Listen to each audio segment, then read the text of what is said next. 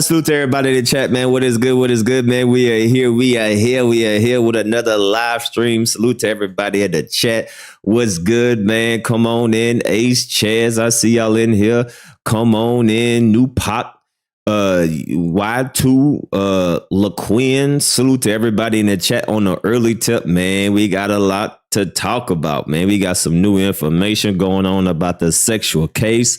We got Akademiks speaking on the weird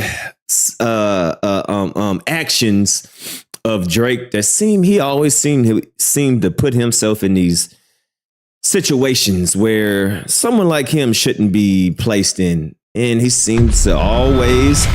Angela, appreciate the membership. Man, I always say I'm going to change the name of the membership, but I'm definitely going to change the name of the membership. But thank you, Angela, for the new membership. Salute. Thank you so graciously for that.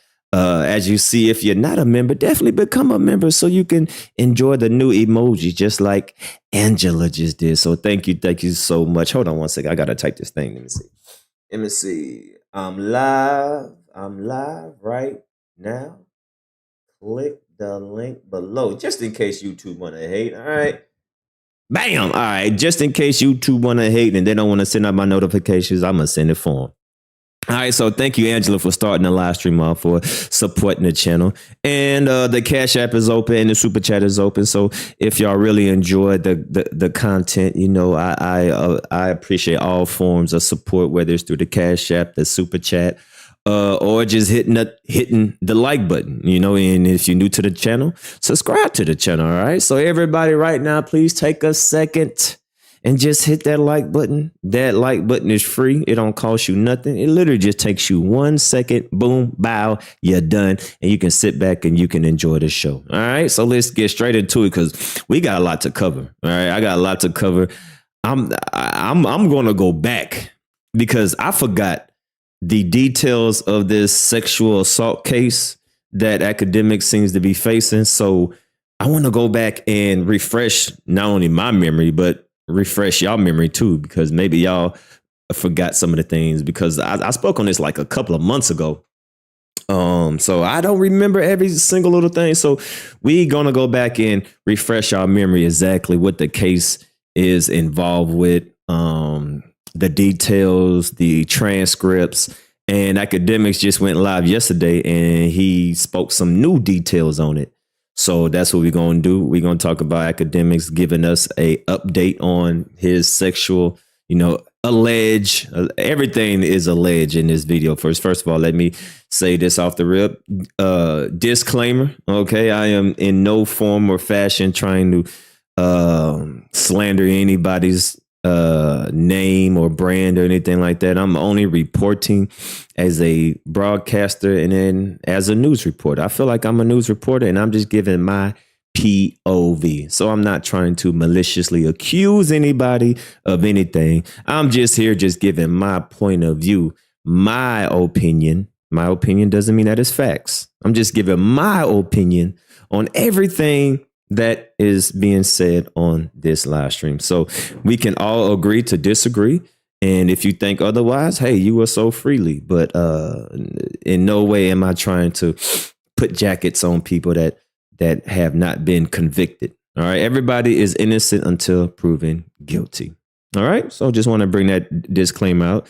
I'm not here trying to slander nobody's name. But, just because I may say something doesn't mean it's necessarily true. It's just my opinion and just how I feel. All right, cool. Bada bing, bada boom. So, yeah, we got a lot to talk about. DJ Akademiks is going to talk about his case, his alleged case, and the allegations. And then Ek is also going to talk about the strange relationship that Drake's always seems to be putting himself in. And the latest strange relationship that he had with someone was a streamer called Snow. And she does some very inappropriate, creepy content. And somehow Drake just seems to always find himself at the wrong place at the wrong time. So we're going to talk about that. Akademiks is going to talk about that. And he's going to do a whole bunch of other glazing. that we're gonna talk about. All right, so that's the topic for today. All right, so salute to everybody in the chat. Come on in. We're gonna get straight into it. All right, we're gonna get straight into it because I got a lot to cover. All right, make sure y'all follow me on my Instagram. All right, if y'all got any stories, if y'all got any topics that y'all want me to talk about, follow me on my Instagram. It's down below, DamnD, and just send me a link. I check all my messages. I check everything. So if you think there's a funny story out there for me to cover, follow me on my Instagram, send me a DM, and we will get straight into it. All right. So bada boom, bada bing. Follow your boy on that Instagram, and make sure y'all follow my backup channel as well. Let me put that. I don't think I have no moderators in here. Free my moderators. God damn it. All right. Hold on. Let me type this in here. Where the hell my goddamn moderators at? Well, black people don't never want to show up to work. Follow my second channel. God damn. Black people don't never show up. I mean, everybody always on break. I'm on break looking ass motherfucker. God damn. Free me. All right. So bada bing. Make sure y'all go follow my backup channel as well. All right. Bada boom, bada bing. Thank you kindly. Thank you kindly.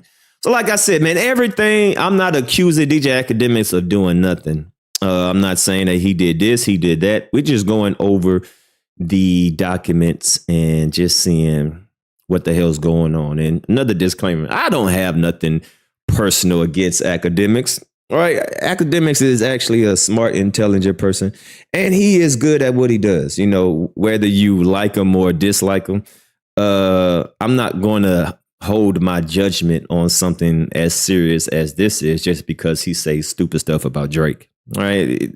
Having a biased opinion on Drake and dealing with real life situations like this, I'm not going to hold that against him. So my disgust with Akademiks' opinion with Drake has nothing to do with this case, right? This case is something serious, you know, real people.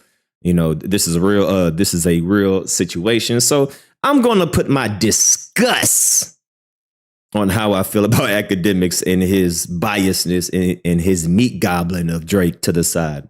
And then when he started talking about Drake again, then I'm going to start roasting and toasting him. Okay. So this is not a bias. Like I really don't have nothing against DJ Akademiks. But I just hate the way that he just ultra glaze Drake. You know, and the way that he glazes meat ride Drake is just disgusting. Ugh! So that's my only problem with Akademiks. Other than that, he seemed like a pretty cool person. All right. So I just want to get that out the way. All right. So let's get straight into it. All right. Let's get straight into it. All right. So like I said, I want to go back and revisit some of the things that led up to this event. Right. So we're going to go back to when all of this happened. We're going to go back to what he said originally and what she said originally. And we're going to put the pieces together. All right. So we're going to start from A, and then we're going to follow up to what Akademiks spoke on yesterday. All right. So this is just like a little summary of what led to this moment. All right. DJ Akademiks says lawsuit accusing him of sexual assault in 2022 is a shakedown. All right, so let's just refresh our memory real quick. All right, in 2022, which was 2 years ago, Akademiks was accused of sexually assaulting this individual right here. After two men at his home allegedly, everything's allegedly. Oh, hold on, y'all can't see it. Okay, here we go. Drugged and raped her. Alleged, you know, everybody is proven is innocent until proven guilty. So I'll just wait for the full verdict to come out. But everybody's allowed to express their opinions, right? So we got documents of two unknown men. Now, this is what was allegedly what the lawsuit was against DJ Akademiks. These are their allegations. These are their reasons why she is taking him to court, right? She said that two unnamed men penetrated her when she was in and out of consciousness at his home. All right. Akademiks and the young lady dated briefly in 2021. right? However, they known each other for a year. Allegedly contacted her in 2000 in July 16th, which is the day before my birthday. In 2022, he invited her to his Jersey home. He wasn't there, allegedly. She pulled up with John Doe and John 1, which was Akademiks' friends. They get to talking. Apparently, allegedly, they were drinking. Maybe some drugs was involved, allegedly. One thing led to another. Seems like it got hot and heavy. Not sure the actual facts. But this is what she's saying. She woke up the next day to Akademiks, and he allegedly pulled her hair, opened her legs, and brutally raped her. This was after the two men did what they did with her, right? So the two men, they did what they did. There's no denying that. It's facts and evidence that those two men did some things, because this video out there is screenshots. We seen it, right? So that's not alleged. That actually happened, right? But allegedly, after the two men were done, she woke up in Akademiks' bed, and then allegedly she's saying that Akademiks was trying to penetrate her through the front and the back. All right, that's what she said. All right, now she's going to have to prove that in court, but these are her allegations. All right, that 4 o'clock in the morning, DJ Akademiks was trying to do it through the front door and the back door. Allegedly. All right. And then Akademiks shown the woman. So then the lady woke up, and Akademiks allegedly showed the woman the videotape. And then she was driving home. They were texting. Akademiks was talking to her like, hey, you know what happened last night? She was like, no, I don't know what happened. Well, I'm going to allow him to speak for himself, right? But that's just where we headed to. All right. So in December, she filed a lawsuit. And now here we are, right? Akademiks spoke on it a couple of times. And most recently, he just spoke on it again. And let's see, did I miss anything? I think that pretty much covers. You see, facing 2 lawsuits. Yeah, bada boom, bada bing. All right, December. Yeah, so that's just a brief little summary. But I want to go into detail on what was actually said. All right. So this is the video that a lot of people feel like he self-incriminated himself. This is the video that he did on his own willing, on his own podcast, and he told the story of what happened, allegedly what happened. And a lot of people are like, yo, you just snitched on yourself. That's what a lot of people are saying. So let's go back and let's listen to what he said happened, allegedly happened from his point of view, right? To tell you I'm a victim. Nobody knows this story, and even I got my sister sitting over there, she don't know the story. This is facts. But I paid so much and I lost so much, and I was the victim of this, that when I seen a bitch who's supposed to be with me trying to hold shit against me, they got nothing to do with me, bro, I've been looking at her different from a while ago, like, yo, bro, like, are you serious? So let me tell y'all what it is. Shorty really thinks that I care that much, or I am so scared of her telling y'all this. Here's what she's gonna tell you. See, one thing where, and Akademiks already admitted this. One thing you should not do as a man is come on the internet and try to shame a woman. You know what I mean? If something happened, it happened. But when you come on here speaking on it, that she's gonna probably turn red. And then she's, and then stuff like this could happen. And he already admitted, I shouldn't have did this. But you live and you learn. Now, whether you believe him or don't believe him, that's up to y'all. But this is what he said. Just because he's saying it don't mean I agree with it. I just want to revisit in sequence order, right? From A to Z. We're going to go in order how this led up to what Akademiks spoke on yesterday. All right. So this is the beginning. This is when Akademiks first spoke out publicly on this, right? And this was December 31st. All right, so this was the first time he actually spoke on the situation, right? Or here's what she thinks is the thing. September of last year, okay? September, was it September of last year? Is it September or October? Or it might have been November, my bad. I don't know. September, October, November of last year. I'm telling y'all the facts.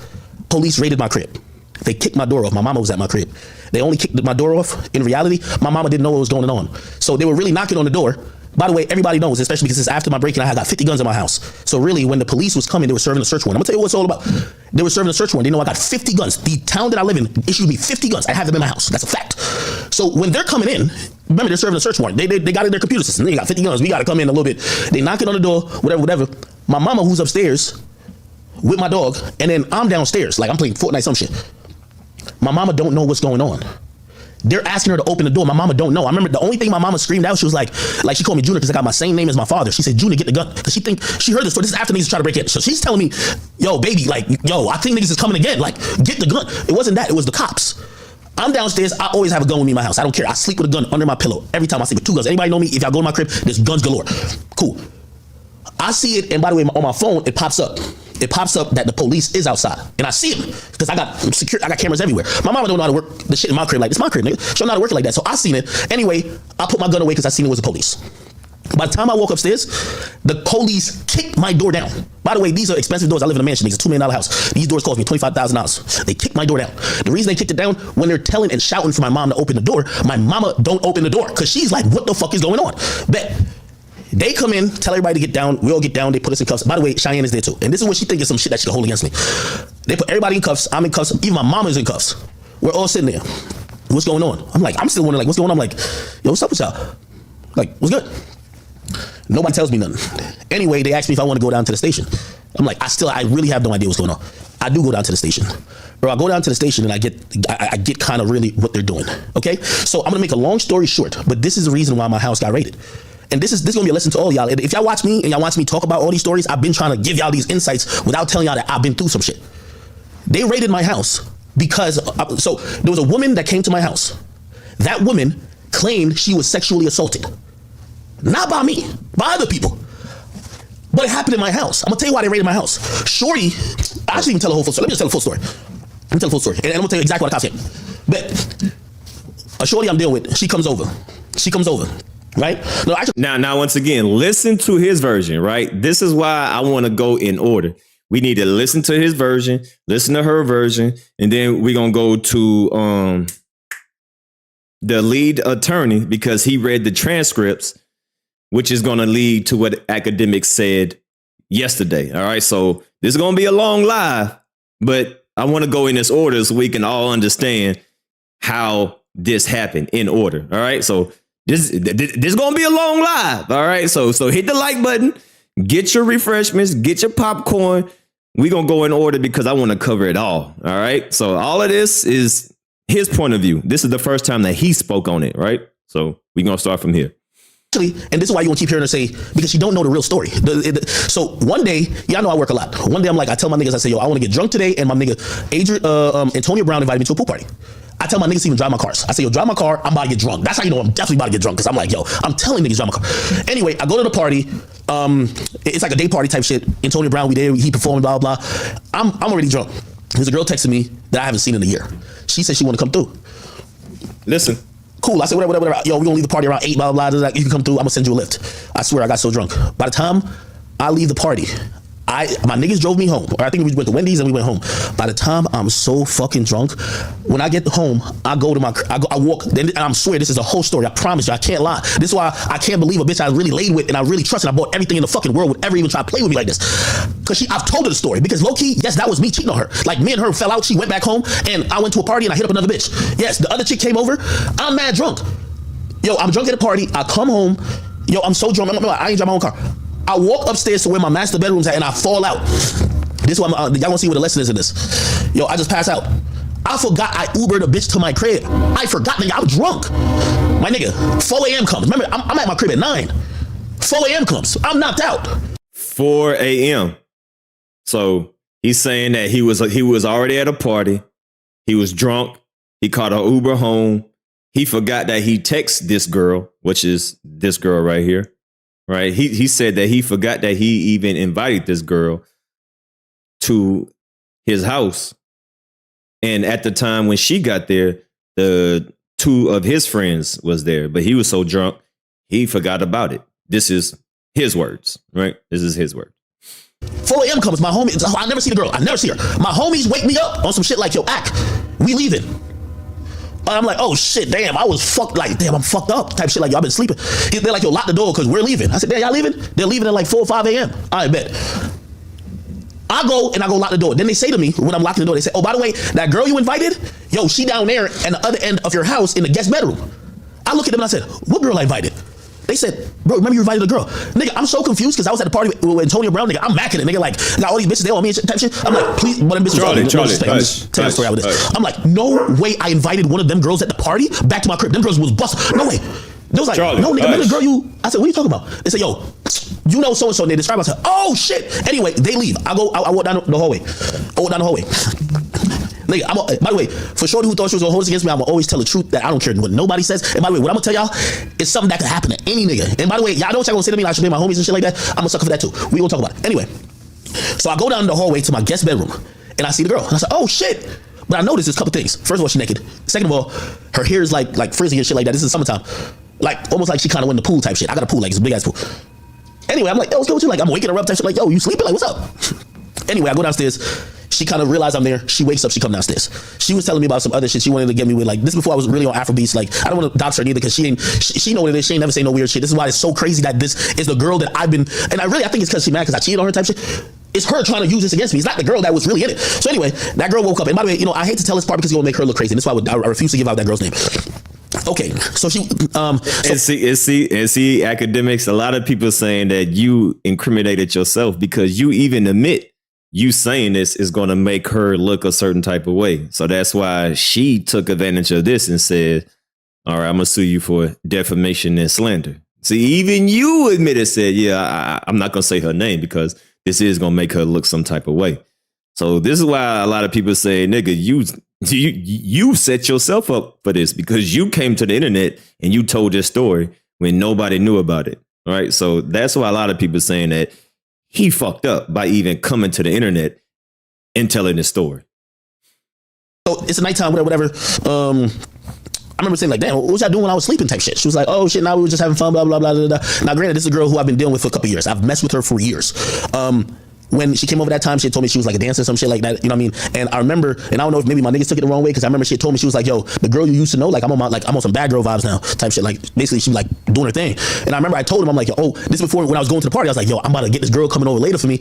But she tell me she on some different vibes. I don't know if that's what they took. And I can't really speak to other niggas thing. I can only speak to myself. All right, bet.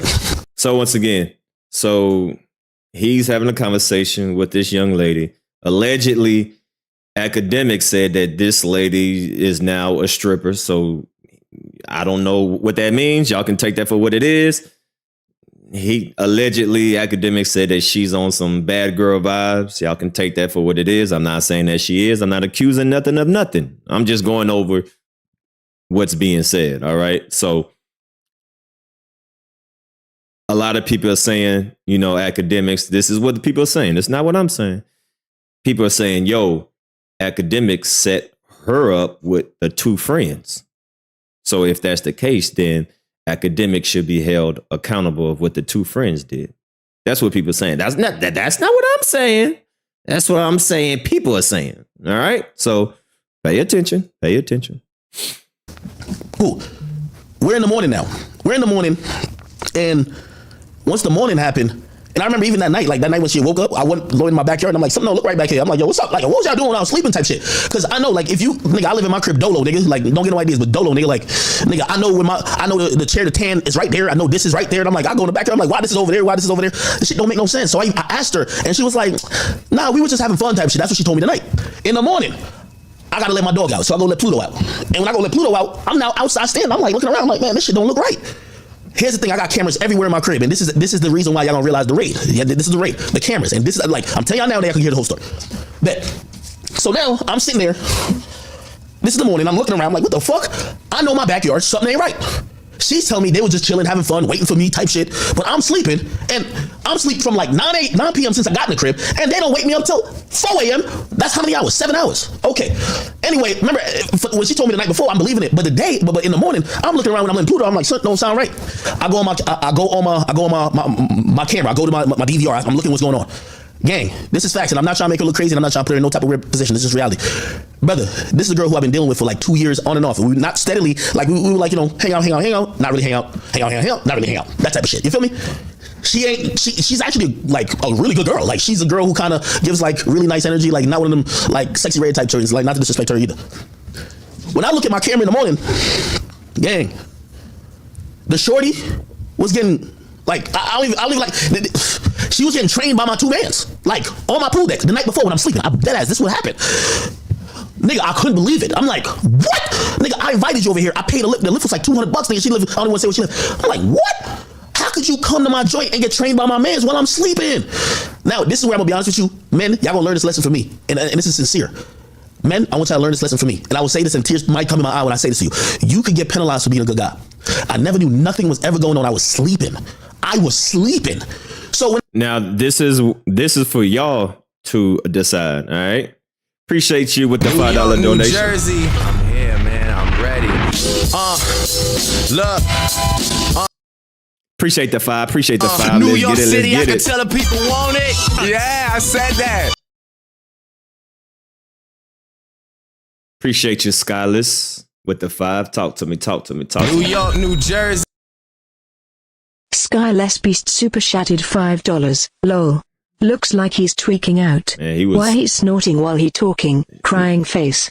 Hey, you can tell he was going through it right here, right? Boy, this look like the face of, you know, going through some stuff, you know, whether he feel like he's innocent or not, you know, he feel like his life is on the line. He feel like his career is on the line because something like this definitely could, you know, end you, you know, especially if what's said is true, you know, but all this is alleged, and, you know, people are innocent until proven guilty. So we just got to wait and just to see how this ends. But right now, you know, people are allowed to have their opinion. So, you know. When I seen this shit, I'm kind of offended. I'm like, damn, when I talked to her last night, she ain't never told me. And and this morning, I feel a certain type of way. So I go down to where I usually play for. We got New York, New Jersey. I'm here, man. I'm ready. Look. New York City, I can tell the people want it. Yeah, I said that. Stacy Galore. Super chatted $5. Akademiks is 33 and a millionaire. Why is he bringing just anyone to his house, especially with his mother? Why not have a smaller guest house? Person face palming, light brown skin. Hey, you know, trust me, I'm sure academics definitely know how to move now. You know, when you got that much money, you kind of feel, you know, untouchable, and you don't think straight, you know. So it's a lesson learned. I'm sure he's gonna move a lot smarter than this, but you know, sometimes you got to go through these things to realize how dumb you was acting, you know. Not saying that everybody should go through this sexual assault case, but I'm just saying some things like this, you know, people got to go through to wake their ass up, you know. So yeah, I'm sure he knows better now, right? I'm sure he knows better now. And she come down and like she like covered up, and she was like, yo, last night was fun. Like she was kind of like mad jovial about like what happened the night before, but I feel away because I seen it on my camera. I said, yo, you just got trained by my mans. I called you, like I set the shit for you to come here. Why'd you? Okay, bet. I ain't say nothing to her first. We then go upstairs to my kitchen, and she's still acting like ain't nothing happened. So I'm kind of throwing little hints at her. I'm like, yo, damn, I'm like, y'all can't believe y'all ain't wake me up type of shit last night. Like what happened? You know what I mean? She was like, nah, we were just having fun, blah, blah, blah, blah. And now I'm feeling this, blah, blah, blah, blah. And now I'm feeling disrespected because I'm like, yo, does she not know that I seen this shit? Like, bro. So I asked her one question, and this is facts, my nigga. I said, do you know, I said, everything you did last night, right? I said, you wanted to do, right? Because, you know, just off like, because she's acting like nothing happened. And I'm like, everything you wanted to do, right? And she said to me, yeah, I had fun. Everything was cool. I'm a little tight. And by the way, some of y'all gonna hear the story and be like, you caused this on yourself, because Charlie, maybe I can say 10 big words, I just said nothing, and I would have never been in these problems. Because sometimes when a girl is intoxicated or whatever she is, bro, sometimes it's you shaming her that causes her to do some shit, nigga. So she's like, see, Ack already knew what was going to happen because he like, yeah, when you come up on the platform and you shame a woman, that's going to force her to do something. And that's why people like, nigga, she's suing your ass because of this video, nigga. Because you came up here talking crazy, right? So that's why people like, bro, what the hell you doing? Everything's cool. But I'm feeling the way because I'm like, really came to my crib and just fuck my niggas and really think I don't know type shit. Like, so I said, damn. I said, I ain't gonna lie to you, man. I'm like, yo, y'all made a motion video last night, man. In reality, I said, y'all got a whole video of whatever happened. And she was like, what are you talking about? I still think she playing dumb. I'm like, I said, bro, you know, it's all good. I ain't even tripping. I'm like, I'm just trying to make sure, yo, you good, whatever you did last night. And, you know, I didn't think you was that type of girl, but fuck it. It's cool. She was like, why you acting like that? Because now I'm acting distant. She's like, yo, why you acting like that? I'm like, I'm getting mad now because now I'm thinking like, yo, you're playing with me. You're acting like I don't know. You're acting like, bro, this is my house. I tell everybody when they come to my house. Every video, every audio is recorded. They got more cameras in my house than the motherfucking casino, bro. So I'm like, all right, bet. So I tell him like, yo, really? I'm like, yo, it's cool, bro. Like, I see you fuck my niggas type shit. She said, nah, I never fucked your niggas. Really? Bro, you did. No, I didn't. She was like, I ain't gonna lie, like, I probably got naked and like twerked for them, but I ain't never fuck them. Act, bro. This was nobody's business, man. Mistake number one, don't come on the internet saying that a girl got a train ran by your two friends. I'm sure no female wants to, even if that happened, they don't want the whole world to know. You know what I mean? Shit like, I mean, if something like that happens and it's consensual, you know what I mean? We shouldn't know about it. But, you know, yeah, don't talk about private stuff to the public, especially stuff like this, whether it was consensual or whatever. We ain't got to know all this, man. Like, why you coming to the internet and telling this story? Already I'm thinking like, I know you lying now because you're admitting to get, first of all, why would you even get naked for my niggas? If you came for me, you don't know the niggas who get, whatever, cool. I bet. So I show her, I'm like, yo, bro, you don't gotta lie to me. It's cool. Like, I get it. Like, this is the first time I seen her like in a year. I said, you don't gotta even lie to me. Nigga, I show her on my phone. I said, bro, look, right there. She got another excuse. She said, oh, nah. So it was a video of her naked in my pool, bent over by the deck, and then one of my niggas got his dick out. Like, pause. I'm sorry, I'm gonna give you all the details, but I keep telling you, somebody can't ever put dirt on my name without me telling the truth. So I said, bro, like, look at this right here. She was like, like at first she was like, yeah, he might take his dick out. Like, I think he rubbed his dick on my pussy, but I'm like, yo, bro, you really lying to me right now. So I ain't even gonna hold you. Nigga, I scrolled in the video. Nigga, I got the video in my shit. I scrolled and I said, bro, here's a video of him fucking you. Then I scrolled again. I said, here's a video of him fucking you and you sucking off my other man's. Oh, what? Now the story changed. The story now becomes, what? Oh, I didn't know that. When she apologetic, she's like, yo, you gotta believe me. Like, yo, I would have never did that. Like, yo, shit, I'm so sorry. I would have never disrespected you like that. Like, yo, I came here for you, this and third. Anyway, my mama had to come that day. Like, on some real shit, I ain't even bullshit. My mama was coming to my crib. So it's not only like, usually when that girl comes to my crib, she stays a couple days. Like, I ain't even bullshit. She usually comes stay a couple days, bring clothes. But my mama was coming that day, so it wasn't because I was salty. And, you know, if you don't believe that, you believe that, but that's really what it was. So I told her, I'm like, bro, I ain't gonna lie, you gotta go, yo. So she's looking at me like, damn. And she said it, she said, damn, yo, you mad cold with me right now. She's like, usually you get me breakfast and she's like, why you so cold? And I'm like, nah, my mama coming here like, yo, you gotta go. Bro, she's automatically like looking at me like, oh shit, oh, you really thinking? So she's apologizing like, yo, believe me, I'm not that type of girl, blah, blah, blah.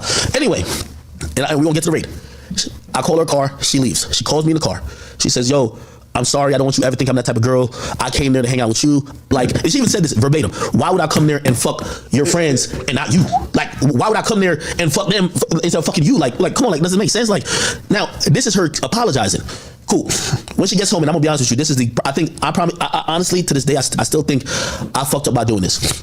Because I'm shaming her now. I'm shaming her. I said to her, I said, yo, I'm gonna keep it a being with you, bro. And you came to my house and had two niggas just fuck you raw. I ain't seen no condom, no none. I said, yo, you should go get tested, man. Like, you done. I said, that's wild, yo. You should go get. Allegedly. Jesus, Lord have mercy. Tested, bro. And from that moment, she started like, because the denial shifted and she kept like trying to like pivot on the denial to, yo, nah, send me the video. Yo, I'm pretty sure I didn't fuck him. And I'm like, bro, you fucked him. And she was like, no, look again. And now I'm getting super tight because I'm like, bro, I'm not about to watch this video if you getting fucked, my nigga. Like, it's on my surveillance. Like, bro, like, I was fucking with you. Like, you want me to watch the video if you getting fucked? Cool. She keeps saying that. We didn't need to know all this, man. We ain't because I don't think that she had came out and said anything publicly to the internet. I think he just came out and just because I think he even said, you know, I want to jump in front of this story before it came out. So yeah, I don't think she even said anything. If she did, I'm not aware of. But I remember him saying that he wanted to jump in front of the story before, this was out. Whatever. She then tells me, by the way, I ain't gonna lie, and I'm gonna keep it being about everything. My homies did not tell me they fucked her. At that point, I only seen on my security cam. My homies did not tell. Remember, they woke me up that night. Yo, let us out. Let us out of the crib or lock the crib. They did not tell me they fucked the bitch that came for me. And they never told me that. You know when that conversation happened, Shorty now says to me,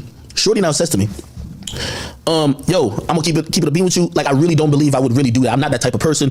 Yo, you're right, I should go get tested. Remember, I told her to get tested, right? I think, and that's why I said, like, maybe I fucked up by, like, because now I'm making her seem nasty, right? Like, yo, go get tested. What the fuck?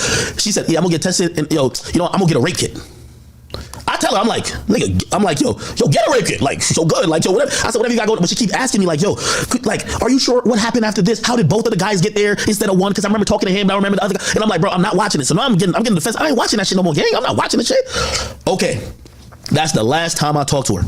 The next time I talked to her, she asked me one random day, like 3 days later, yo, can I get your friends' names and numbers?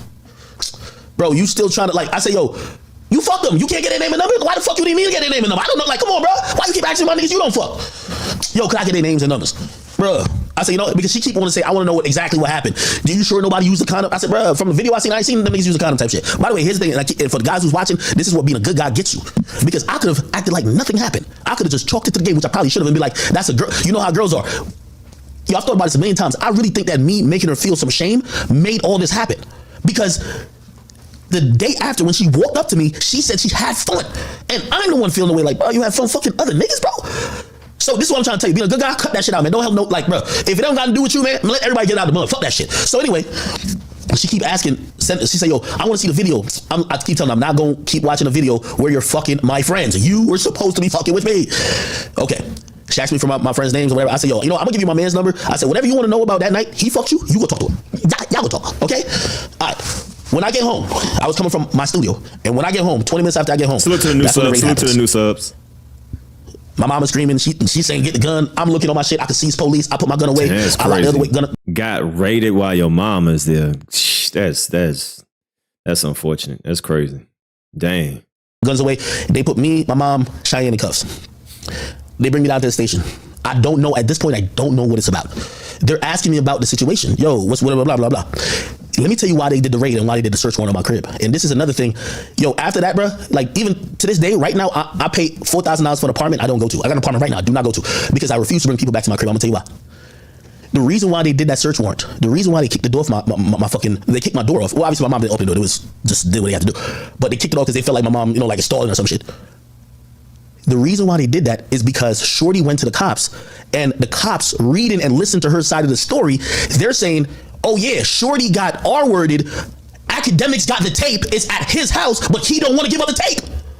So that's their whole mentality. Act don't want to give up the tape. Everything is on my house is documented on tape. So they kicked my door off, took all my cell phones, took my DVR, and then they bring it down to the station. Also, here's the thing. Everybody knows me in my, like where I'm from. I'm like the popular nigga in my town. So now they bring it down there. Nigga, they even called me. I said, because at first I was so bewildered. I didn't even know what was going on. By the way, I get, like, and I'll tell you the truth. It's facts. My nigga, I'm a rich nigga, expensive nigga. I spent $100,000. I got a $100,000 retainer on a lawyer, and I never got charged with nothing. But they serve a search warrant on my crib. So they serve a search warrant, and they interrogated me. So I got the best lawyer known to man. I get that lawyer. We're trying to figure out what's going on. They're like, oh, we're investigating this sexual assault, alleged sexual assault. Long story short, and this is why I show you who thinks she got something over my head. Bro, it's clear as day on tape. You feel me? Matter of fact, I still think the county got my DVR because I just got a new DVR. By the way, they said me all type of shit like, yo, act you good, like nothing with you, like you're straight. And here's the thing, my friends who's on the tape fucking the girl, they didn't get charged. It was like, yo, hey, listen, there isn't enough evidence that showcased that you didn't want to fuck them. So the niggas didn't get charged. They raided my crib because it happened. And this one, the lesson I was trying to tell niggas, bro, don't invite, remember when I was talking to Constantnet about his shit? Nigga, you know this is before then, right? This is why I had so much knowledge about it. I was that nigga that says everybody come to me because I'm the rich nigga with the big house. Y'all all come party at my spot. Nigga, nowadays, nigga, you not partying my spot for shit, nigga. Let's go to your shack. You not partying my spot. You know what happens? Because every time when I close my eyes and I go to sleep, if somebody slips, somebody fall, something happens, they're going to put my address and I'm the owner of the crib and I'm supposedly liable. That's facts. That's facts. You are the cash cow. You are the main attraction. You are the public figure. What happens in your house, even if you didn't do it, they're gonna say Akademiks. Yep. You're right. So the ending of that story is They had they took all the shit from the crib. They got to buy new doors. The new doors, I live in a mansion. I don't like live wherever I live. It's $25,000 for my new doors that I had to buy. Facts. So I paid $100,000 for lawyers, $25,000 for lawyers, $25,000 for doors. Mad other money for other miscellaneous shit because now I'm being inconvenienced. You feel me? I give I'm like shit. You know, act is a cooperative. I'm helping the niggas with everything. They hit me saying, hey, yo, there's a password on the DVR. Nigga, here's the password. Go get it. Yo.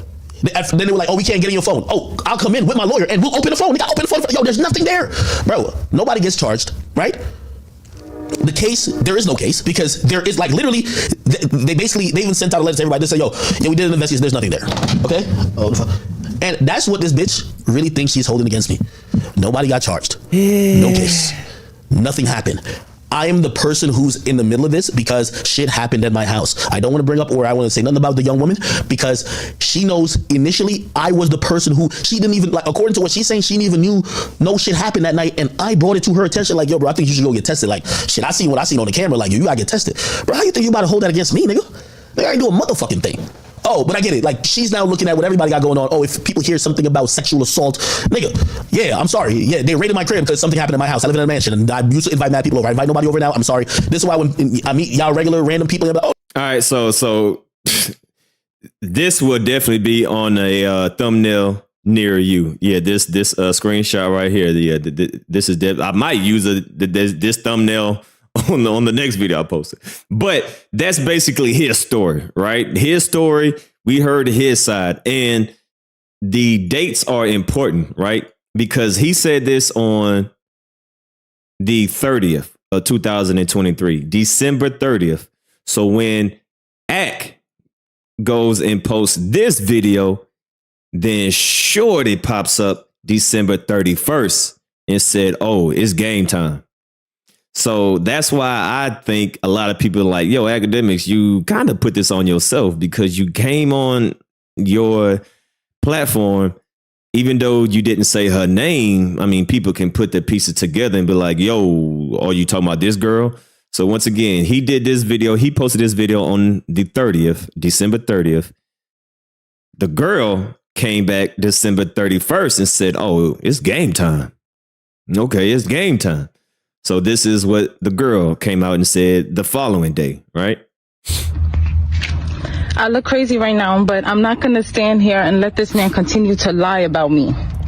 That's not what happened, Akademiks. You know that that's not what happened. And for you to pretend that you didn't do anything, that I just went to your house and I'm just some thought, like we didn't know each other for 2 years.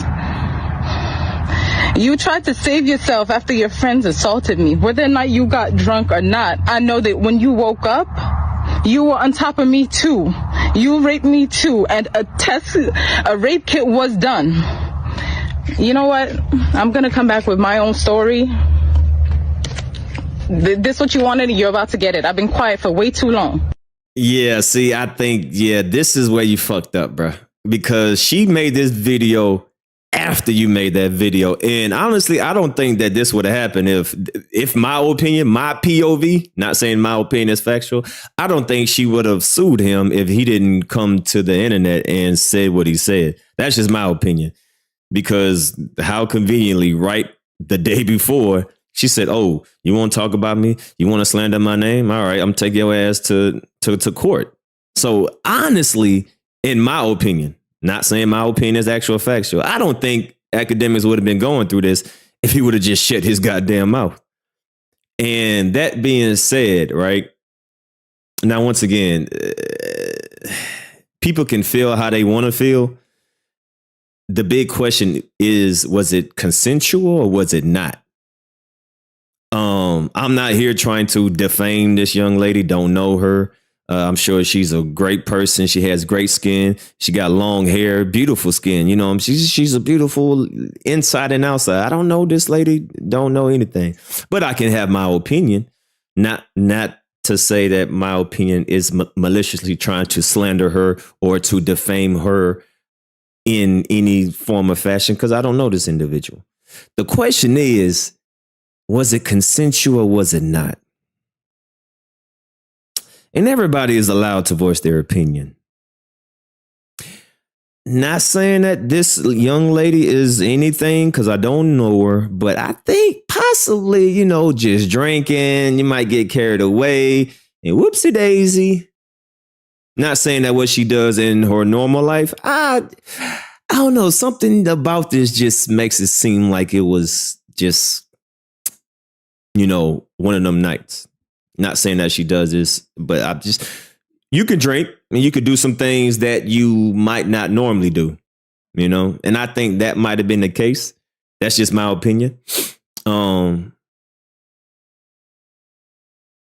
I'm going to show you why I think that. But I'm not saying that she's a hoe or anything like that. I don't know. But I'm just saying some nights, you know, you could be drinking. Hey, I done some wild things that I normally wouldn't do while I'm drinking. You know, hey, but everything is consensual.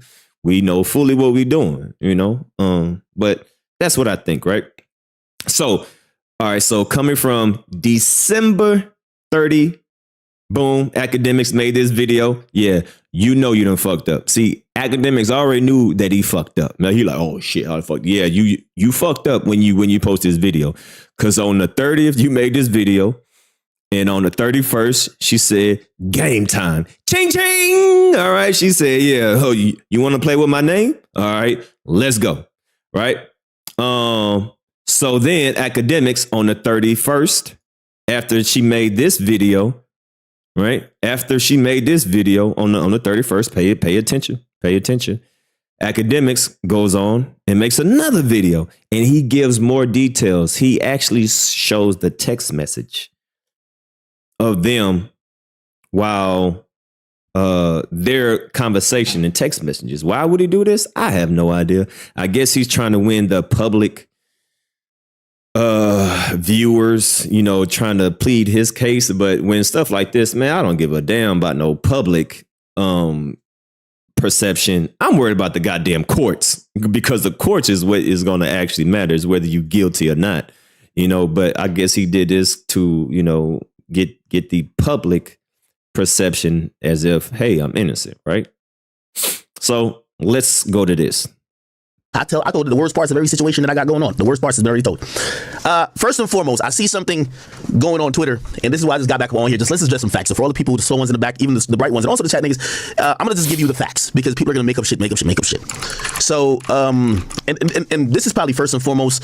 When I say slow ones in the back, you know, this for Meek Mill, okay? Meek Mill, I know you've been in the back of the class, but bring your ass up here to the front today. Right, so Hope's got it. All right, here we go. Bring you up to speed. We're gonna bring you up to speed, and we're gonna bring you up to speed with a few things, okay? You said, what is this a hoax? Gotta be nah. Okay, now, by the way, it is a hoax. Actually, maybe not. Let's do it. But this clip is going viral. Okay.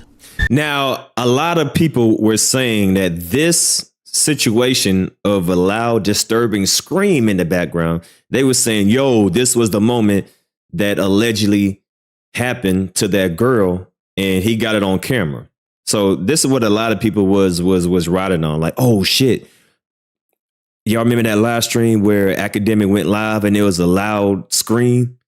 A lot of people saying allegedly, right? This is just a word from YouTube, right? People saying, yo, this is the moment where she was getting raped, allegedly.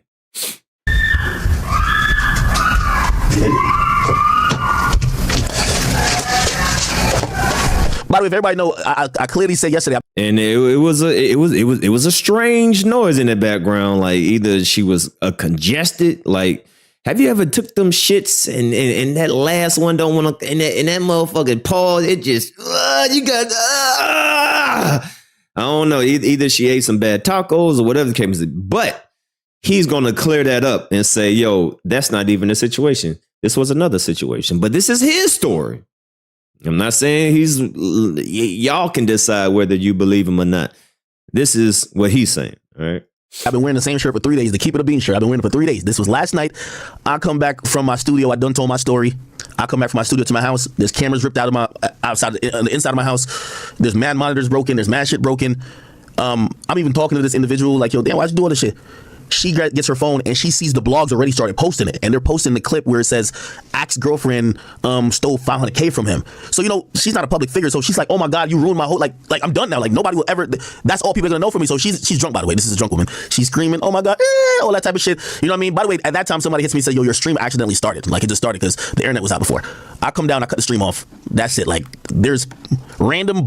So what he's saying that this is not even the girl. This is a different girl. This is allegedly a girl that stole money out of his house. So what he's saying, yo, that's not even the same girl. That's a different girl. That's a different girl that stole money out of my house. That's what he said. That's what Akademiks said. Bums on here talking about I caught my girlfriend smashing my friends in my house. You can probably even hear her like what words she's saying.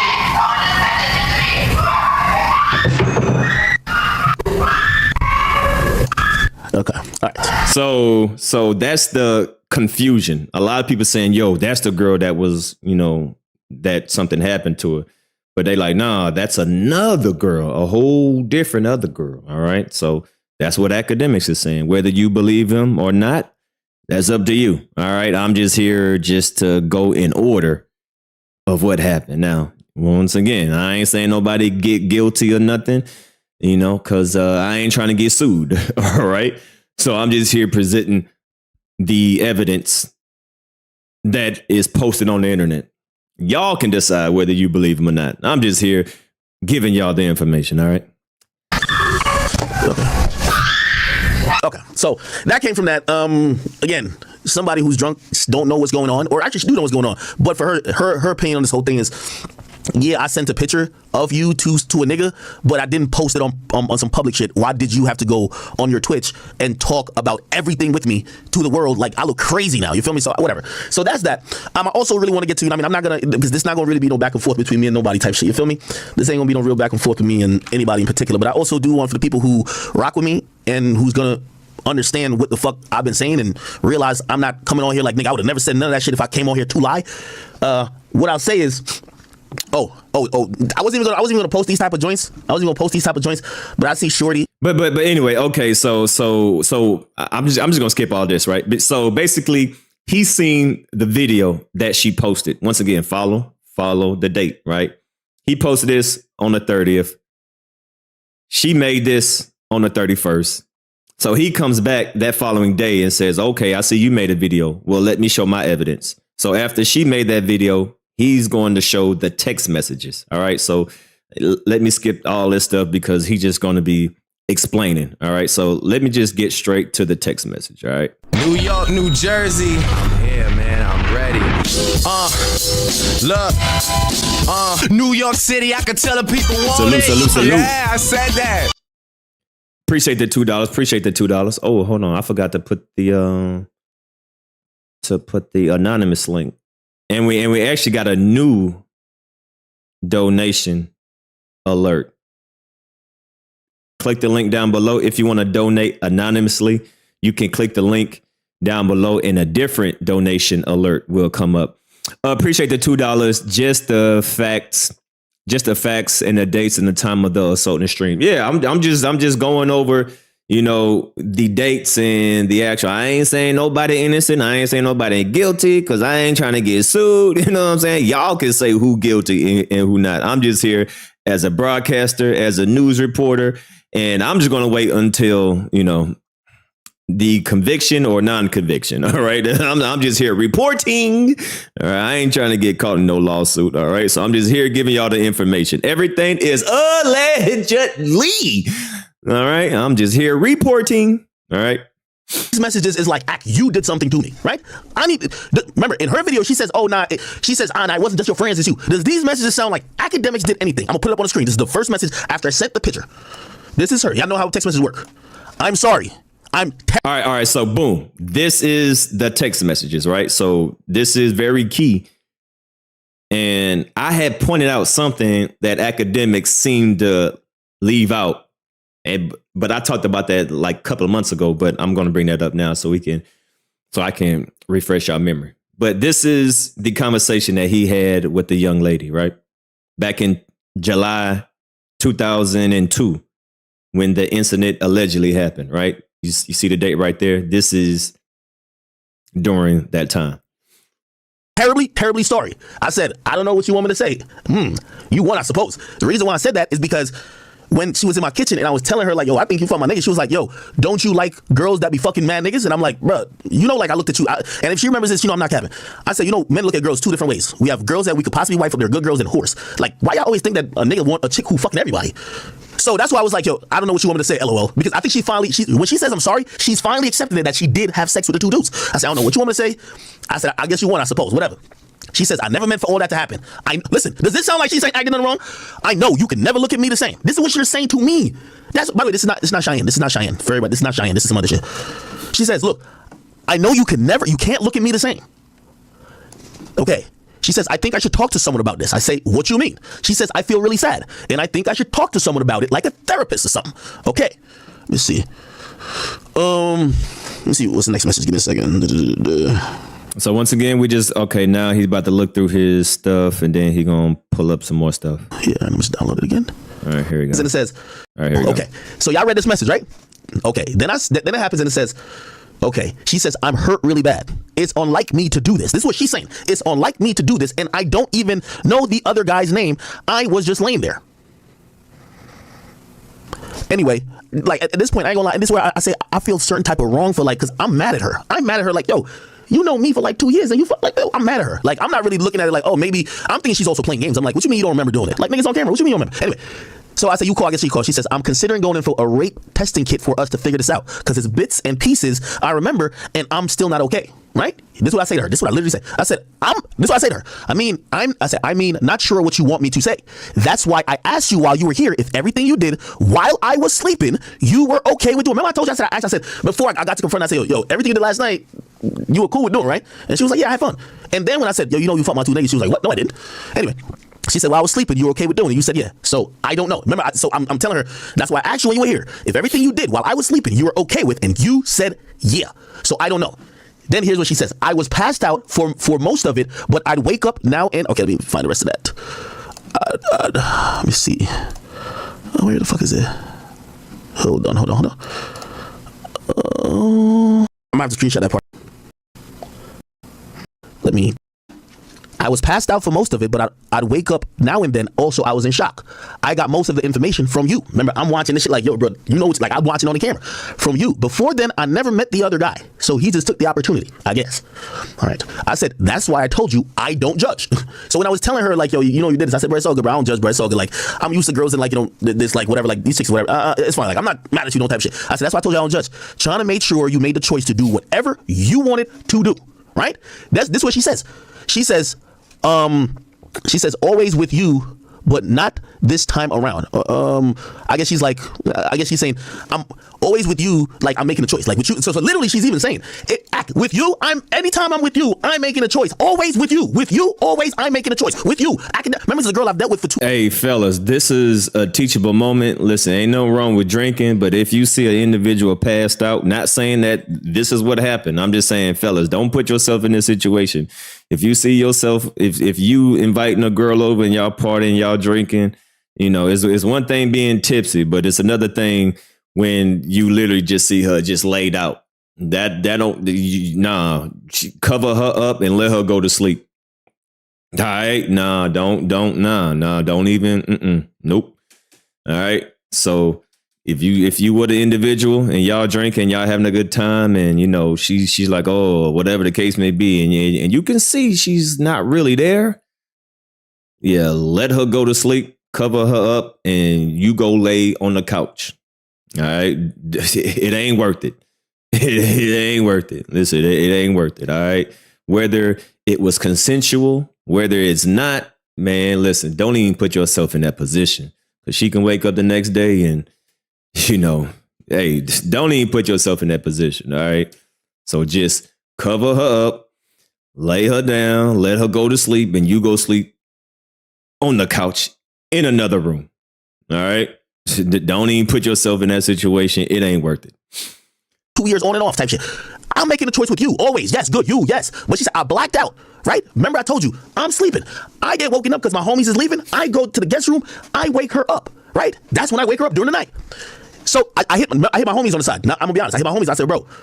I said, you know, she's like, I said, what happened last night? By the way, they ain't never tell me they had sex with her. So now I'm the one who got to kick it off by putting them in a group text. Yo, what happened last night? Because Shorty's acting like she wasn't with y'all doing whatever. They tell me, bro, how is she saying that? She even convinced us to give her phone back. This is what my homie said on a different text. She convinced us to give her phone back, that she could call her friend, that her friend could come over too, another girl.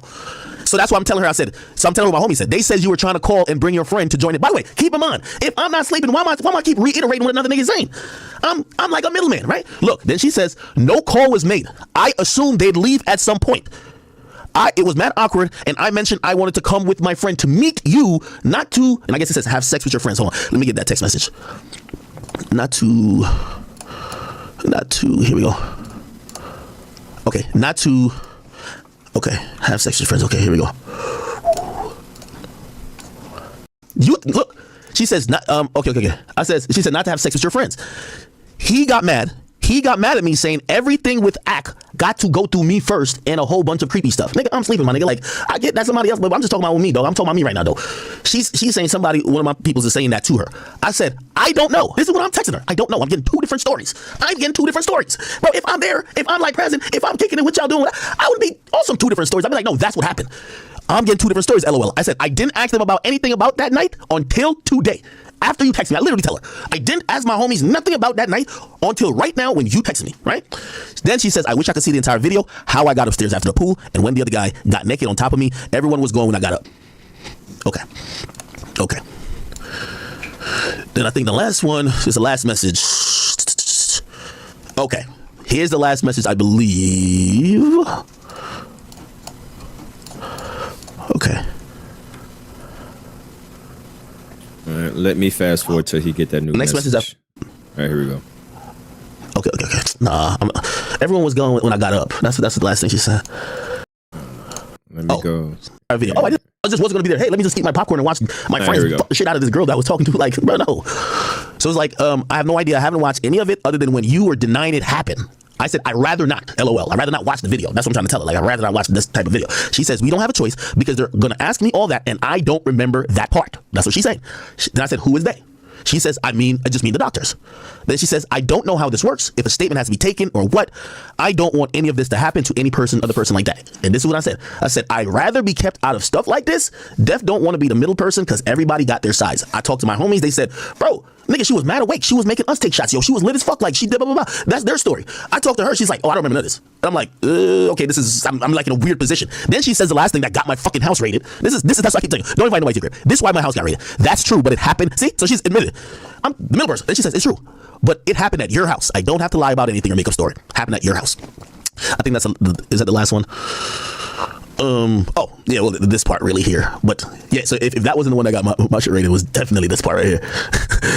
Look at me. So I said, oh, she says that's true, but it happened at your house. I don't have to lie about anything or make up stories. I said, yeah, but I got no parts. This is what I'm saying. I got no parts to do with what you guys did. I got no parts to do it. Then she says to me, I guess you won't be helping me figure this out. Then she says, that's okay. I know I'll need help because this is too much for just me. I said, of course I can. I said, of course, if I can help, I will. But I was sleeping for the whole thing, LOL. I don't know what y'all interactions were. And she says, let's see what they advise. This is, bro, this is the last conversation I have with her then until she calls asking for the number of one of the other guys. And then 2 hours later, the police is trying to get the DVR. I guess she went to the cops. It's fine. But my nigga, like this, if you read the messages and you're like, oh no, she's. All right, so that's the messages, all right? So then from there, all right, yeah, we got that already. But this is the key part for me, right? This is the key part for me. So that happened, right?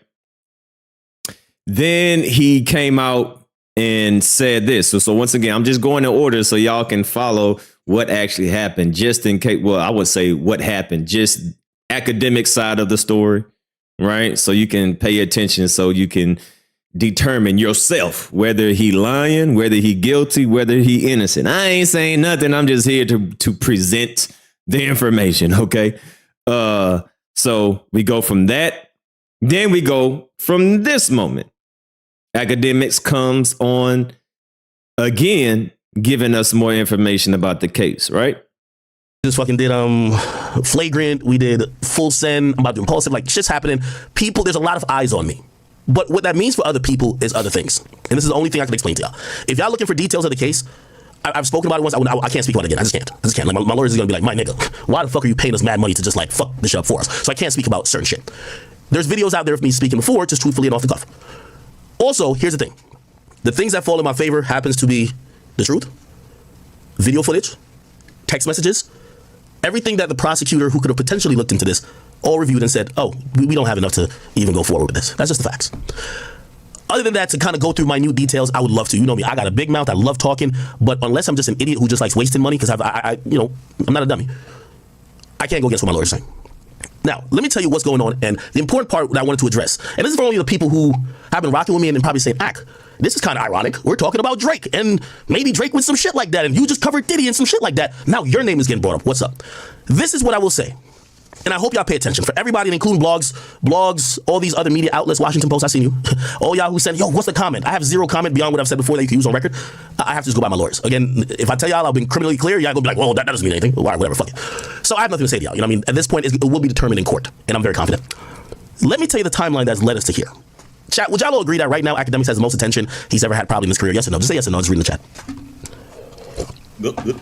Yes or no? By the way, you say, how is Pluto? I just brought Pluto back from a bandage appointment. Yo, they gave him mad drugs. Pluto just, he has to go. We've never heard of fly, I guess.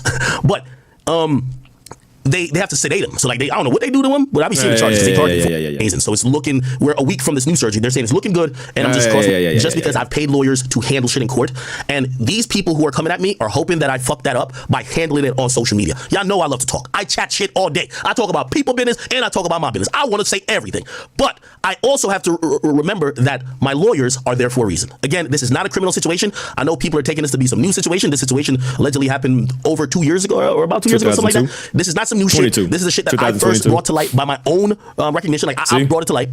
But I'm gonna tell you why. See, and once again, the reason why I feel like he's in this situation because he came to the internet and spoke on it. I think this case would have never been here if he would just shut his damn mouth. But since he came on the internet and he spoke on it, and she felt some type of way of her business being out there on the internet, then I think she was like, all right, well then shit. Since you spoke about it, game time. All right. So you just heard him. He is the one that came to the internet first and spoke on it like a dumbass. Why I brought it to light over 6 months ago, and only now the lawsuit's being filed. And this is all I want y'all can take this, whatever you think about it. I'll even be transparent as, you know, I'm excited to see how this court shit happens. I'm excited. You know why?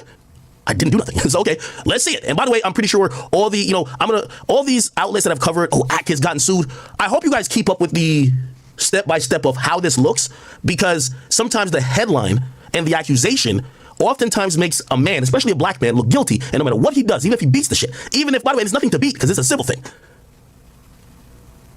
no one comes back around and says, damn, we actually fucked this nigga up and said all type of shit about him for no reason. So let's do a little timeline. I spoke about some, and I got to be kind of vague. Again, my lawyers don't want me to speak at all, but I do want you to understand the gravity of what's going on. I spoke about this in January. No, in December. There was some, I can't talk about certain shit, but I spoke about it in January. I then got threats of a lawsuit because, remember, the police wants nothing to do with this. They're saying there is no crime. The cops have said, peace. There ain't no crime that we could prove. That's what they've said. We're out of this. Okay. My lawyers have been ready for a possible lawsuit. We're in the time of the shakedown. Here's what's going to be interesting. And again, I'm going to be vague, but people in the chat, y'all be smart. Okay, I got to be vague for a certain time. So this is one of the interesting things that's happening. Nobody's going to jail. Like this current lawsuit is nobody's going to jail. It's just a civil lawsuit. So in my opinion, that's very interesting. That tells a lot to me that nobody's going to jail. Nobody was convicted of no grape and no nothing. So that's a little, alarming. Type of litigation reasons, because I don't want, when I meet with my lawyers, they say, Ak, why the fuck did you do this? I don't want to play this stream clip, okay? Do you know who's the lawyer representing whoever against me? Do y'all know the lawyer? Who y'all think that lawyer is? Could it be a lawyer that I've covered? Maybe with like about 3-4 Diddy cases?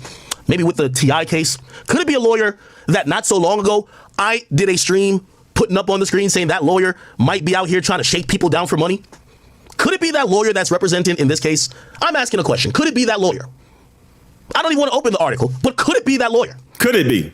Could it be that lawyer? Could it be? Now, this is where I got my little drop. Could it be? All right. Everything in this video is could it be?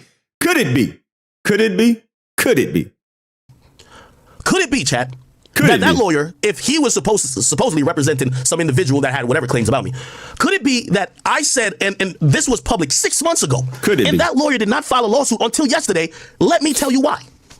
Could it be? That lawyer, could it be? Let me say, because now I got to be very careful. Could it be?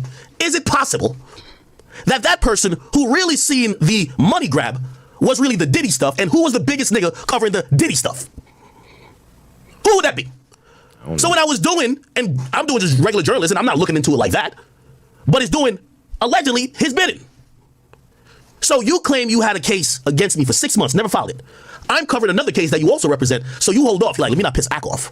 Ack over here is pushing the Diddy train. He's making the wheels go in motion. Good. Okay. Could it be? Could it be? Could it be? Could it be? That after I did a stream, because I'm not paid by anybody, I don't hate Diddy, I don't have an agenda. My own agenda is to entertain fans, but to provide the truth as best as I can. About a month ago, could it be that Akademiks, while covering all these cases, finally said, this shit don't sound too right. Maybe this nigga is capping. Maybe he's just making shit up because he's seen some other nigga or another person do a settlement with Diddy. I started looking into many things. What did I start looking into? History is there to be seen, people. I start looking into the lawyer. Could it be? Could it be? Could it be? I don't know. Could it be? And I have to speak this way because when you're living under threats of people who are trying to control media narratives as lawyers, I have to speak this way. Could it be that after I've covered Diddy's situation for 3 months, and on like the 4th month, I said, maybe this one guy who's saying this shit about Diddy is capping? Because look at his lawyer. Actually, let's look into the lawyer. Could it be that immediately the day after that, that lawyer allegedly reached out to some people of mine saying, if Ack continues to doubt what we are purporting against Diddy, remember, we could file a lawsuit on him too. Could that be? I'm just asking a question. I won't name no names. I'm asking a question. Could this be true? I don't know. I have no idea. Could this be that I also, and by the way, y'all all know, let me tell you this about everybody in the industry. I'm going to tell y'all all this right now. If Ack ever goes down, y'all all go down with me. Because I hold no secrets for nobody. Oh, he big snitching. Nino Ack is in the building. Now, this is the part where everybody like clipped this up and said, oh yeah, everybody going down. Nino Ack is in the building. Nigga, it's bigger than Akademiks. He said it's bigger than Akademiks. All right, so he letting the whole industry, hey, if y'all let me go to jail, nigga, y'all gonna be my bunk beds. All right, what, top floor, top bed or bottom bed? Which one y'all want? Because if I go down, everybody going down. So this is the part where everybody clipped up and said, yo, Ack is ready to snitch on the whole industry. Oh, no, let me tell you this about everybody in the industry. I'm gonna tell y'all all this right now. If Ack ever goes down, y'all all go down with me. Damn. Because I hold no secrets for nobody. Damn. Could it be that the exact next day I get hit up by a private investigator that works for Diddy, alleging that maybe the same things has happened in 5 other instances? Could it be? Damn. Okay. Well, Nino Ack is in the building. Sheesh. Here's the thing. That case went dry. It went cold. We're now talking about Kendrick and Drake. New York, New Jersey. Yeah, man, I'm ready. Look. New York City, I can tell the people want it. Yeah, I said that. Appreciate the two. They move in flocks. Akademiks gonna tell on everybody. Interesting, huh? A wise man once told me that. I forgot where I heard that from. I wonder who said that. Could it be that we heard that before? Allegedly. Akademiks is also now appreciate that $2. The main media source in between the 2 biggest rappers going at it. Could it be? Could it be that based on some of even the allegations being tossed around between 2 rappers, the Riddler and all these other things that people are thinking there's sexually deviant things at play, that it made sense to now officially file after 6 months or 5 and whatever months, it made sense to file just yesterday? and then send it to the media outlets to purport like. All right, so basically what he's saying, because I ain't gonna play all this stuff. Basically, he's saying, could it be the reason why I'm getting sued is because, I was talking about the whole Diddy case, and now the person that was dealing with the Diddy case is now helping the young lady of suing me. Could it be? That's what he was basically about to sum up, right? But I ain't gonna play all of this because it's like another 20 minutes. But that's basically what he's saying. Could it be? Could it be because I talked about Diddy? Now they after to get me. That's what he said. Academics. I'm not saying I agree. I'm just saying that's pretty much the gist of what he's saying. But saying that, shout out to the lead attorney. The lead attorney read the details of this lawsuit. And this is very important, right? Because there are certain things that Akademiks left out that question me a little bit because, well, we'll just see. So this is, shout out to the lead attorney. He read some of the documents. I'm not going to play the whole thing because this whole live stream is like 2 hours, but I'm going to skip over the important parts, right? So shout out to the lead attorney who read the documents in this lawsuit, right? Say that in Spanish for the. All right. Called her. Oh, that's interesting. All right. Do you want to read this right here starting off? Yeah, it's right back at you. That's exactly right. That's exactly right. All right. So let's see what we got here. Let's see what we got. All right. All right. So it says on the day of the incident, Abashi showed up to DJ Akademiks' house, not knowing that him, DJ Akademiks, and two accomplices were there to drug her and sexually assault her. Oh, that's interesting. All right. Do you want to read this right here starting off? Yeah, it says the morning after the incident, Miss Abashi was unaware of what happened. She only became aware after Akademiks showed her surveillance footage of her being assaulted by John Doe 1 and John Doe 2 on his pool deck. Abashi was in shock and fearfully after the reality of what had occurred set in. In the aftermath, she reported to Akademiks and his accomplices' actions to the police, and a rape kit was performed, evidencing that she had been assaulted. All right. Now, what they're saying is, man, Abashi reported this to the police, and an R kit was performed, evidencing that she had been sexually assaulted. What's the problem with this? Who knows the problem with number 4? In the aftermath, Abashi reported Akademiks and his accomplices' actions to the police. The rape kit was performed, evidencing that Abashi had been sexually assaulted. Who sees the problem with that statement? There were no arrests made.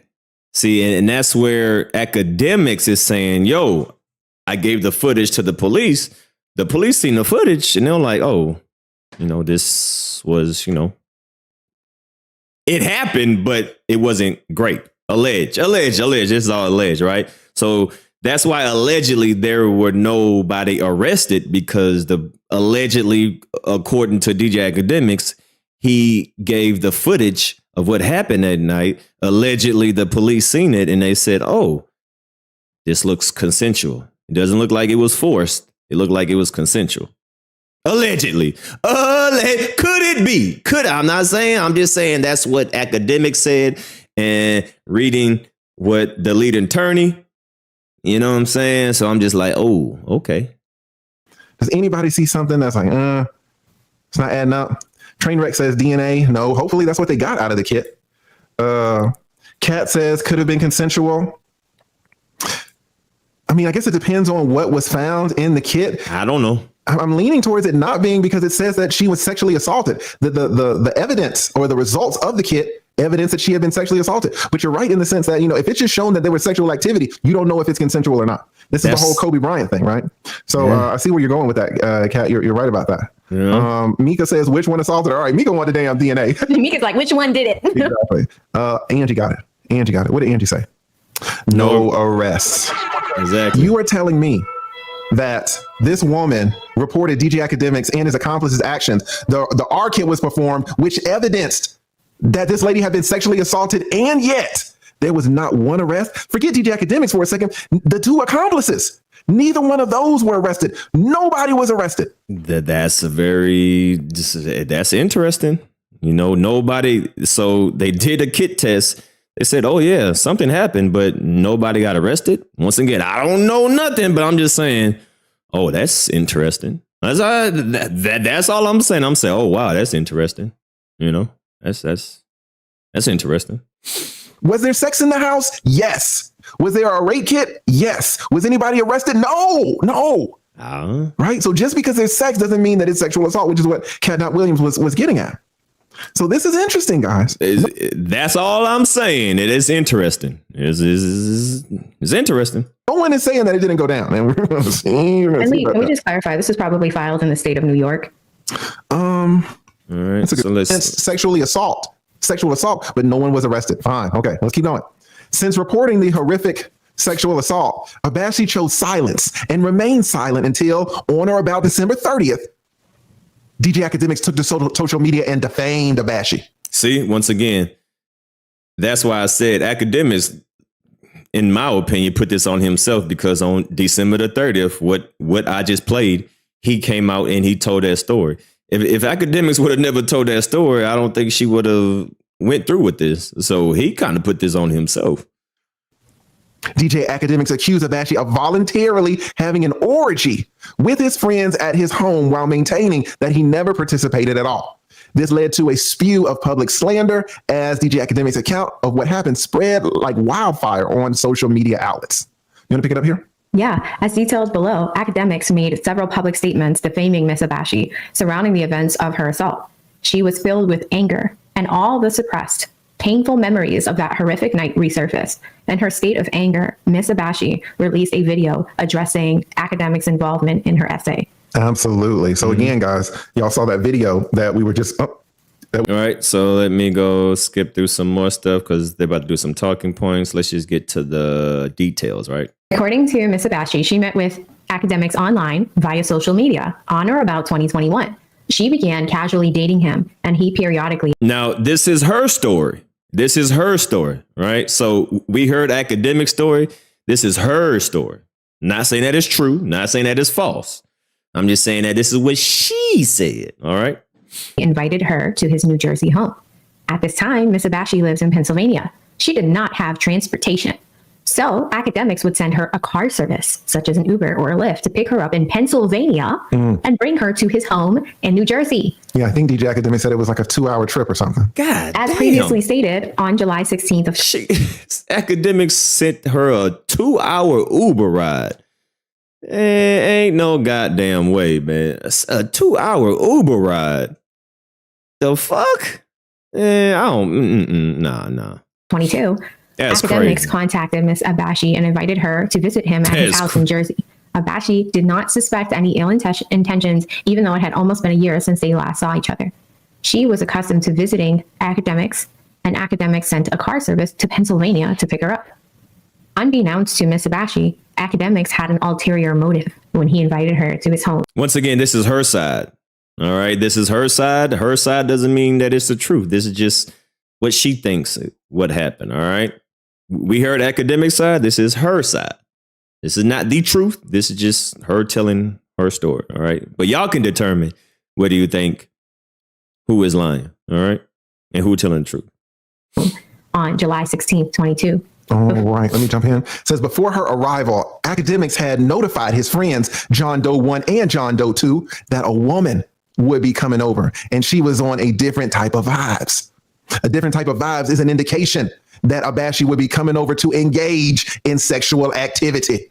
According to a post on social media, Akademiks admitted to telling John Doe 1 and John Doe 2. Now, granted, this is a girl who I've been dealing with for a couple of years. I've messed with her for years. When she came over that time, she told me she was like a dancer, some shit like that. I remember, and I don't know if maybe my ninjas took it the wrong way, because I remember she told me, she was like, yo, the girl you used to know, like the one, like I'm on. Yeah. We already went through that. Let me get to those. Her two slime. Oh my God. We have both of their names now. We got slime. I'm about to get this girl, Abashi, coming over later for me. She told me she was on some different vibes. I don't know if that's what the accomplices took, and I can't really speak to the other ninjas. I can only speak for myself. When Abashi arrived at Akademiks' home, everything seemed normal apart from the neighborhood power outage. Oh, we got names now. John Doe 1 Khalif, a friend of Akademiks, greeted her. Abashi was taken aback because Akademiks didn't tell her anyone else would be at his house upon her arrival. She did not suspect anything suspicious, and so she entered the home. Khalif invited Abashi to the kitchen and introduced her to Slime. Oh my God. We have both of their names now. We got Slime. What would you think as a woman? And guys, and it's nice to think about it. You know, guys, we never consider. Now, once again, right? I'm not putting no blame on nobody, but you know, ladies, you know, men got to take accountability of themselves. Academics definitely need to take accountability, but you know, ladies, y'all got to take some accountability too sometimes. Don't even put yourself in that position. Not saying that she knew, but you know, if that man ain't there, say, hey, I'm gonna wait until he gets here or something. I don't know. I don't know, man. That's a tough call. You know, I think there's accountability on both ends, in my opinion. Our safety as men, we just take it for granted, but women do consider their safety, if we're gonna be honest. And so this dude has put you in a car. You have ridden 2 hours from Pennsylvania to Jersey. You show up at the mansion. Khalif answers the door. You are surprised by that because no one's supposed to be there, but Khalif invited Abashi to the kitchen and introduced her to Slime. Oh my God. Yeah, both of them. And so you show up, you're like, where's Ack? Well, come on to the kitchen. You go to the kitchen. Who are you introduced to? To Slime. You're introduced to Slime. How are you feeling as a woman right now? Yeah, and he didn't tell her that there was going to be other people there. Now, right. Now, again, Akademiks was like, hey, Khalif, hey, Slime, this girl is on some hoe time. She's on a different type of time. She's on demon time. So when a woman is on demon time, anytime is the right time. Allegedly, all of it allegedly. Time for Slime. I mean, let's be honest. But if she's not on demon time, she's already ridden 2 hours to turn around and get another 2 hours. I doubt she could afford the damn 2 hour Uber. You know, it starts to get a little sketchy right now, all right? Because she's in the kitchen with Khalif and Slime. I can't wait to read the rest of this. All right, you want to start at 24? Yeah. Due to the power outage, the three of them sat in the kitchen together. Miss Abashi engaged in small talk with them while patiently waiting for Akademiks to appear. Miss Abashi recalls that John Doe 1 being relatively talkative while John Doe 2 was oddly quiet. Miss Abashi was initially offered a drink, but she refused and opted to make her own drink. And as she was accustomed to when she visited Ack's home. Which is good. John Doe 1 insisted that they would prepare her drink. Unbeknownst to Miss Abashi, John Doe 1 was Ack's manager or employee, and he asserted his position by telling Miss Abashi that he was in charge until Ack arrived. As odd as the encounter was, Miss Abashi obliged and allowed John Doe 1 and John Doe 2 to fix her a drink. As the trio conversed, Miss Abashi asked for DJ Ack and was told to hold on. John Doe 1 then left the kitchen and found DJ Ack. And when he came back, he said DJ Ack would join them shortly. Miss Abashi believed that this was true and did not go to find DJ Akademiks herself because the home was completely dark. This is like, oh, jeez, ladies, I'm just saying. So you're gonna wait in a complete dark house with 2 men that you not aware of. So I'm just saying, like, yeah.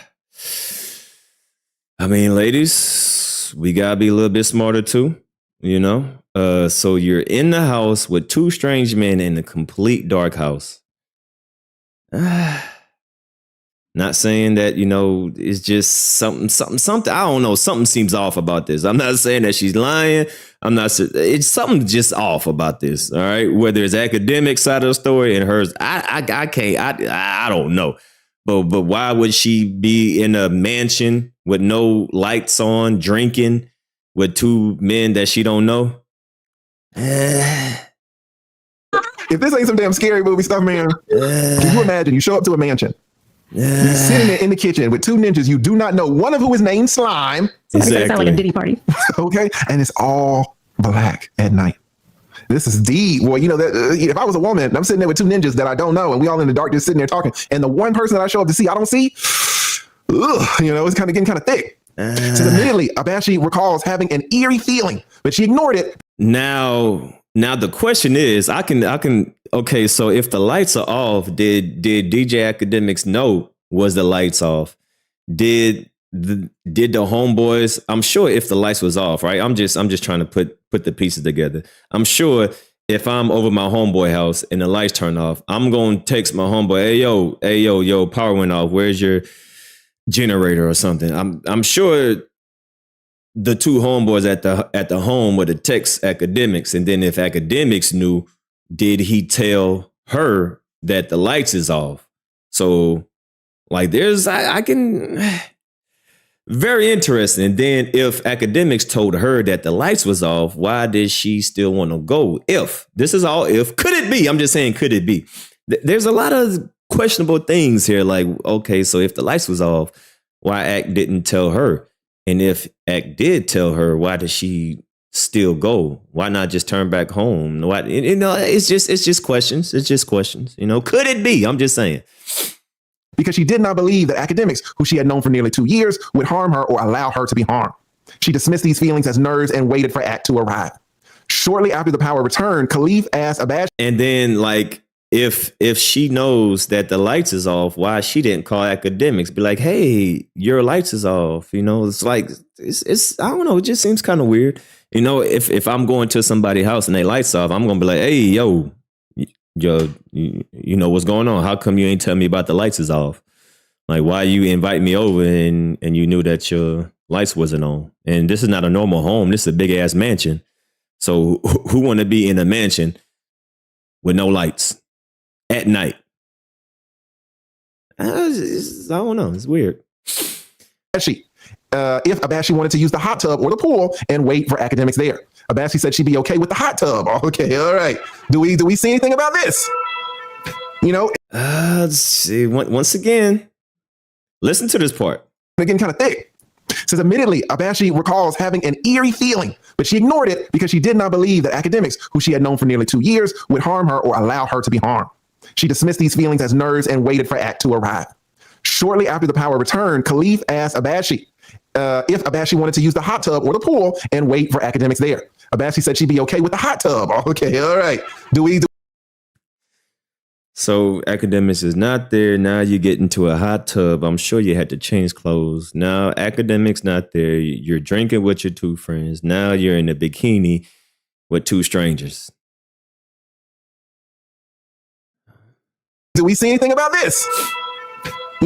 Let's call a spade because on the one hand, you're saying that it's so eerie that these 2 men you do not know are there at the house. And you sit in the dark, like the lights are off. Yeah, well, the lights will come back on at this time, right?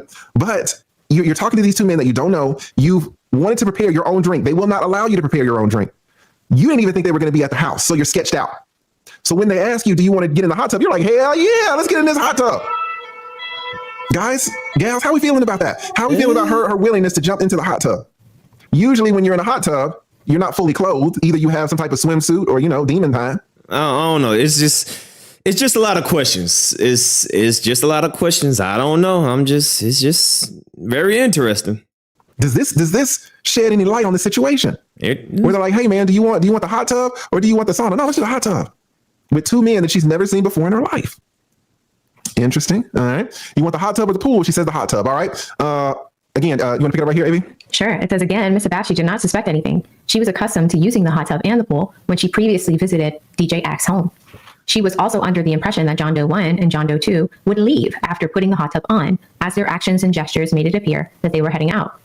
Okay, let me jump in. So she's saying, okay, well, I just thought they were going to warm up the hot tub for me. I didn't know the ninjas wanted to get in there. I just thought I was going to be chilling in the hot tub. I thought they were going to run me a little bath, all right, do the little bubbles, and then they were going to dip out, all right? But Slime had other plans. All right, you want to do 30 right here? Yeah, Miss Abashi enters the hot tub alone. Shortly after, John Doe 1 appeared from inside the house and proceeded to join her in the hot tub. Shortly after that, John Doe 2, who I believe is Slime, appeared with a bottle of alcohol and began forcing her to take shots of the alcohol. Forcing her. Now, what does that mean? Does that mean physical force? Does that mean intimidation, coercion? She doesn't really specify. Let's keep going. According to Miss Abashi, she vaguely remembers John Doe 2 nervously pacing around the pool area. The question becomes why? Eventually, Miss Abashi recalls beginning to feel strains. It was not simply a feeling of intoxication, as Miss Abashi had only half of the first drink and a few sips of the new drink that John Doe 1 had provided her as he entered the hot tub. Miss Abashi began feeling extremely hot, as if her body was on fire. She felt extremely lightheaded and dizzy. Upon noticing this, John Doe 2 asked her if she was lit and then returned to the kitchen. He then returned with more alcohol, which they insisted she drank. They even went so far as to pour the alcohol into Miss Abashi's mouth forcibly. Okay, so we're getting it right here. This is turned physical. They are pouring alcohol into. And once again, this is her side of the story, right? This woman's mouth forcibly. According to Miss Abashi, she recalls John Doe 1 becoming very handsy as he aggressively made sexual advances towards her, which she rejected. Upon information and belief, John Doe 2 was on the sidelines watching while all of this was happening. According to Miss Abashi, John Doe 1 would not take no for an answer and began groping her. He eventually picked her up, tossed her into the pool adjacent to the hot tub. Sorry, it's getting late. According to Miss Abashi, she was disoriented, had trouble breathing, and struggled to get out of the pool for the fear of drowning. As she attempted to crawl out of the pool while still disoriented and struggling to breathe, John Doe 1 attacked her. He forcibly removed her underwear, opened her legs, and began penetrating her vajay with his erect peen. All right, so we've got the first account of penetration. All right. Miss Abashi did not consent. In fact, due to the alcohol and whatever substance was placed in the alcohol, she was not in the right mindset to consent to any sexual activities that were being performed on her by Khalif. Abashi has memories of fighting off her attackers, but feeling extremely weak. So in this narration of this version, you know, she's fighting these men off while she is being basically poisoned, right? While she's consumed some type of drugs in the alcohol that are wearing her down. It's kind of like who remembers the last scene of Gladiator? You know, and would soon ambush Abashi. The two men then proceeded to sexually assault Abashi simultaneously. Upon information and belief, this was witnessed by the police when the surveillance footage was recovered. And again, we run into the same problem. And that's the thing, right? The police seen this, but didn't make any arrests. I don't know, man. It's just I don't know. I don't know. I'm just here just to present the evidence so y'all can decide. On in my opinion, there's both sides to blame. My honest opinion. Akademiks definitely fucked up in a lot of ways, and you know, I think she could have done some things differently too. So in my opinion, it's unfortunate. I'm not blaming one side because I think they both fucked up a little bit. But I don't know, man. I don't know. Why is it that the police are witnessing all of this sexual assault on surveillance footage, and yet they've made no arrests? No arrests. So they seen the video, but nobody got arrested. Okay, that's interesting. Right. As John Doe 1, aka Khalif, finished vaginally sexually assaulting Abashi, he allowed Slime to sexually assault Abashi vaginally as well. According to Abashi, lying on the concrete was the last memory she had of that part of the attack. She recalls going in and out of consciousness and does not recall ever entering the home. Whatever substance Khalif and Slime slipped into Abashi's drink negatively impacted her memory and caused her to lose consciousness.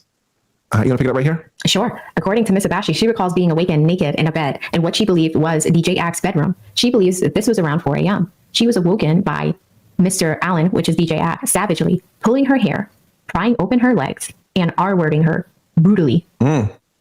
According to Miss Abashi, DJ Ack was relentless. He tried to penetrate her. Wait, stop. Okay, I totally missed this. All right, so according to Abashi, she recalls being waking up naked in the bed in what she believed to be Ack's room. So now Ack has appeared in the narrative. Yes. She believes it was around 4 a.m. She was awoken by Ack savagely pulling her hair, prying her legs open, and assaulting her brutally. Now, once again, this is her side of the story. This is not what. All right, so we need to all understand this is her side. It doesn't mean that it happened. Doesn't mean this is just her side. This doesn't mean that it actually happened, right? So keep that in mind. Even though this sounds crazy, still got to wait, you know, for it to be proven, you know? So keep that in mind. It sounds fucked up as hell, but this is her side, right? All right, interesting. Okay, guys, so listen up now. Ack has made an appearance in the story. All right, now let me just stop right here. And again, none of this has been proven. These are just allegations. We have not even heard academic side. Exactly, right? So keep that in mind. This is just her side. It's not proven. This is just her story. Say there are three sides. All right, so just on some GP shit. Put I believe if you believe the complaint. Put I don't believe if you don't believe, or just put like I'll wait. I have to wait to see it. You need more evidence. Yeah, I still gotta wait. I gotta wait. I don't know who to believe, to be honest with you. I don't know. You know, I'm not one of those men that just believe all women just off the rip. So if y'all expect me to be like, oh, academic raped her, no, I'm not gonna say that. All right, I don't jump out the women because I know a lot of women that be lying. All right, so just because she a black woman does not mean that I should believe her, because there's a lot of black women that lie all the time and put innocent men in jail. All right. So regardless of how I feel about academics, I'm not just going to, you know, throw that jacket on him just because I don't like his take on Drake, you know. But nope, if y'all expected me just to believe her just because she a black woman, nah, I stick to the facts and evidence. So I gotta wait to see more proof and evidence, you know. Nope, because I know a lot of black women that tells bold-faced lies. So if y'all expecting me just to jump out the window, nope. Not using protection when he did this through the back door and the front when he R-worded her, as evidenced by the reported discovery of his spermicide on the rape kit, which was performed on Miss Abashi a few hours after he R-worded her. Jesus. Now, again, these are very, very strong allegations, extremely strong allegations. And it needs to be said, the footage. The cops talked to DJ Akademiks. The cops talked to Khalif. The cops talked to Slime. The cops talked to Abashi. No arrests were made. No arrests. Now, if this was a federal case, if these were federal officers, if this was like the FBI or somebody like that, I would get it. Because they want to make sure that they have all of the proof. They're not just going to go arrest somebody. State cops are a totally different story. They'll arrest you at the drop of the hat. They really don't care so much about their conviction rate. At least the cops don't. Cops are absolutely willing to arrest you for damn near anything. State cops. And so the fact that they reviewed all of the footage, had the results from the sexual assault kit, talked to all the people involved, and didn't arrest one person without probable cause, without like all of those other things, and like grape, like we can just say it as a. And these are two lawyers speaking, right? These are two lawyers speaking. Lawyers don't have emotions; they stick to the fact. We got two lawyers up here saying, you know, something ain't right.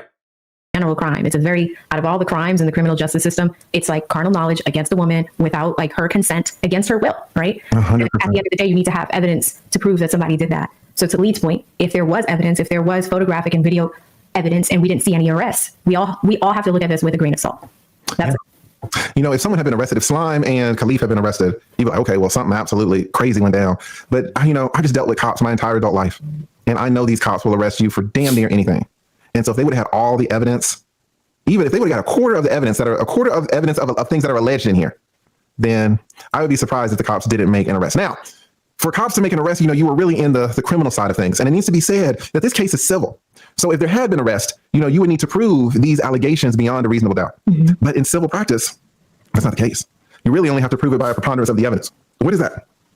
You really want to say, well, you know, it's more probable than not that this occurred, right? So maybe 51%. Yeah, it's like scale. It's like, tip it a little bit. So if you're on the fence, 51%, just an extra 1%, it's really not that much at all. And so DJ Akademiks doesn't face any criminal liability, but he can absolutely lose millions and millions of dollars just on that 1%. Not even considering, you know, sponsorships, brand deals, things of that nature, right? To the extent that he does them. So there's a lot riding on the line for DJ Akademiks in this case. Not so much in terms of criminal, because again, this is a civil case. However, this could easily be a multi-million-dollar case that DJ Akademiks is facing. And so when you have here, you know, she's saying that he tried to penetrate her anally. She kept squirming due to the pain. Then he tried vaginally. He wasn't using protection anally or vaginally. These are strong, strong allegations. All right, you want to do number 49? Yeah, Miss Abashi recalls begging DJ Ack to stop R-wording her. She recalls her voice was faint as she continued to drift in and out of consciousness. Miss Abashi remembers crying for most of this assault, but losing her ability to move physically. Miss Abashi eventually gave up fighting in hopes that DJ Ack would finish quickly. Miss Abashi recalls DJ Ack saying, "Open your mouth," as he pulled her hair. He said, "Open your mouth. I want to come in your mouth." And this was her last memory of the attack. According to Miss Abashi, she woke up confused the following morning and searched for DJ Ack. According to Miss Abashi, she looked around the house and found him in the basement on his computer. According to Miss Abashi, she sat on the floor next to him, and he asked her if she knew that his friends ran a train on her, to which she said no. He kept asking, "Are you sure?" He told her everything was all right and that he was good if she was cool. According to Miss Abashi, she was baffled and in disbelief. All right, so let's stop right there. So he was... Again, you know, it's difficult. Let me tell you this, guys. Let me tell you this. You know, apart from being the lead attorney, I am also the lead mediator. I have the highest certification of mediators in the state of Georgia. I am what they call a specialized domestic violence mediator. That means that when there is significant domestic violence in a case, like a divorce case or something like that, they call me in to mediate it. What I would tell you is that victims' response to trauma can be varied. It can seem illogical.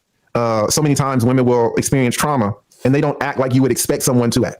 So in this case, she's saying, well, I was sexually assaulted vaginally and anally. And yet the next morning when she is at his house, she's looking for him. She's like, "Hey, what's going on?" She finds him downstairs in the basement or playing on his computer. She sits down on the floor next to him on the computer. Now you would think that someone who would experience such trauma, they would be looking to get out of that house. That they would hit the door, they'd be calling 911, they'd be calling the police. Look at all the trauma. She was chilling with him downstairs. Right now, again, this doesn't really sound like something that a victim of such a traumatic event, that doesn't sound like something that they should do. But I'll just be honest, it's really hard to call it. Everybody just responds differently to trauma. So she sits down on the floor next to him, and he asks her if he said it, I didn't. All right. I just want y'all to listen to him. What's up, True Essence? All right. she knew that his friends ran a train on her, to which he said no. He kept asking, are you sure? According to Abashi, Akademiks then allowed her to follow him into another room.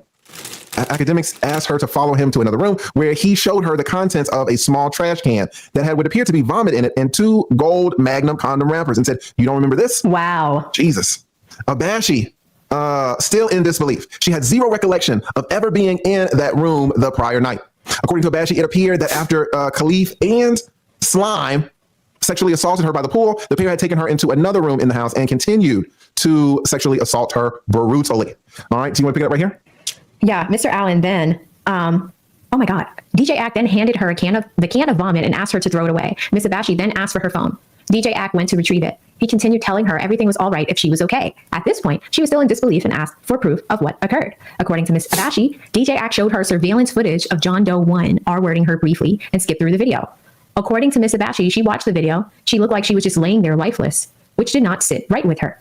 According to Miss Abashi, DJ Ack then assured her that everything was okay and that he spoke. And as he spoke, he noticed Miss Abashi's demeanor had begun to change. Mr. Allen, aka DJ Ack, then hastily told her that his mother was on the way and would be there shortly, and proceeded to order her. So once again, this is stuff that he already said on this, right? So he already explained it, but this is what she's going over in the document. So once again, this is her side. Her a lift back to Pennsylvania. According to Miss Abashi, DJ Ack asked her where her clothing was. She responded that she had it. He stood there with a suspicious look on his face. Miss Abashi later learned that from the police that DJ Ack disposed of several items, bed sheets, etc., at the dumpster near his office. Presumably, DJ Ack was attempting to destroy evidence of Miss Abashi's rape. All right, now, this does not look good. This does not look good. We all know sex, we're all grown. All right, we're all grown. Sex can be a messy affair. That's why they have washer and dryers, right?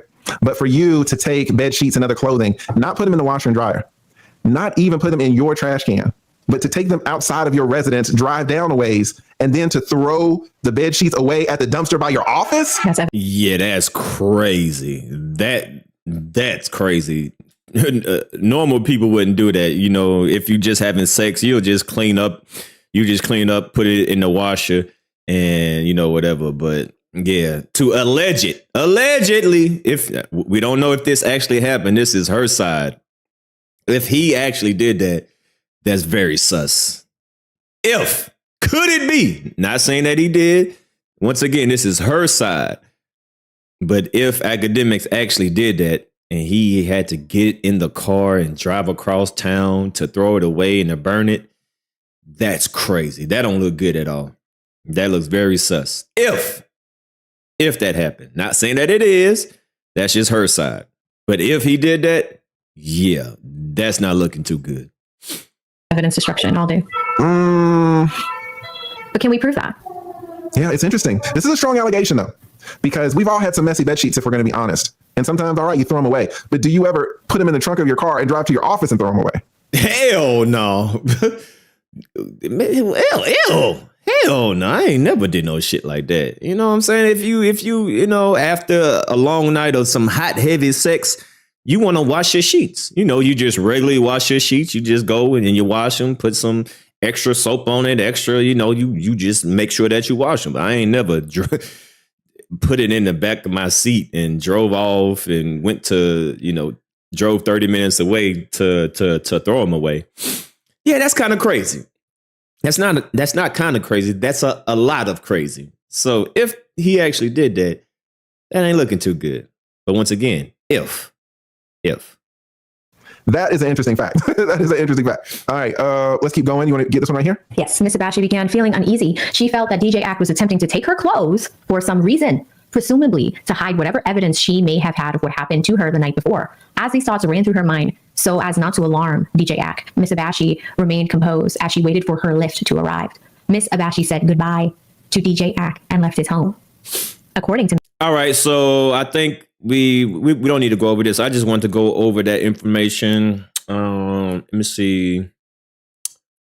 So that's pretty much like I don't want to go over this whole thing because it's another hour, but I just want to pretty much just refresh y'all memory of the chain of events, what happened, because I forgot some of these details until now. So, now we kind of refreshed our memories on exactly what happened. Let me see if there's anything else important.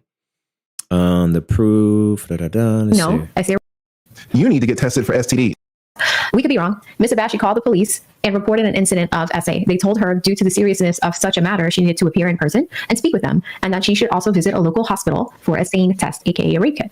She went to the hospital, Penn State Health Street, St. Joseph, where the SANE test was performed, and the police called Ms. Abashi to schedule a meeting.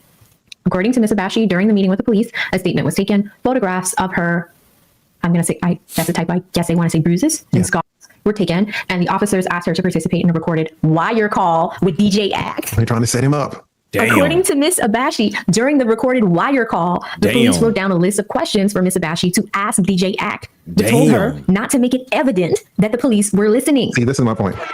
Damn. So they was definitely trying to catch him, So allegedly, according to this, she went to the police. The police said, "All right, let's try to get him." So allegedly, they wired her up and had her go talk to Akademiks to see if they get any information. Allegedly. This is exactly my point, guys. Do y'all see how much the cops are trying to help this lady? Do y'all see that the cops are trying to set DJ Akademiks up? They are trying to feed Abashi questions to ask DJ Akademiks on a recorded line while they eavesdrop in the background. And they have told her to not make it evident that the police were listening. Does this sound like a police agency that is not interested in making arrests? They had her wearing a wire. Wearing a wire. They absolutely wanted to arrest this man. And yet, no arrest. After listening to this recorded call, apparently, to the extent that it took place, after looking at all the surveillance, after talking to her, after talking to Slime, after talking to Khalif, after talking to DJ Akademiks, no one was arrested? That's very interesting. All this evidence, tap wire calls, video footage. It seemed like the police got everything, but still no arrests? I don't know. Leaf wasn't arrested. They're trying to frame Akademiks on this recorded line. They're trying to eavesdrop. It's a wire. Wasn't arrested. That's, I've seen how cops act. They want to arrest. And so when you have a case like this where there are such strong allegations and yet no one is arrested. So Lee, let me ask you this, just because you are way more experienced than I am. Because we have two different states, because she got the evidence, it says that she just went to a hospital in Pennsylvania when she got back, right? Mm-hmm. Now we have two different states. We have the state of New Jersey where the crime took place, or not even crime because it's a civil case. The incident took place in New Jersey, and you have the evidence being taken. And in addition to the kit, they also started the whole wire process in Pennsylvania. How do two states intersect with a... Well, I ain't about to go into all that. We're going to skip all that. All right. About... on the call that was being eavesdropped on by the cops, Akademiks graphically recounts and admits to having sexual intercourse with Abashi. I'd be very interested to hear this portion of the call. Even going so far as to describe her vagina. Jesus Christ. Yeah, this is bad. Describe her vagina as being loose. Stated, "I know what your vagina feels like. That shit felt loose." Now, how would he know that if, like Tripp said, he was asleep? Now, see, this is where it gets tricky, because he said that he was asleep. But she's saying, no, we had sex. Now, that phone conversation is going to be very interesting. Now, if the police got him on audio, on recording, saying, yeah, we had sex and your coochie was loose, then that means that he was lying when he said that he was asleep. But we're not going to know all of this until, later on down the line. But this is just what is being said. Now, y'all can determine whether he lying or not. For legal reasons, I'm not saying nothing.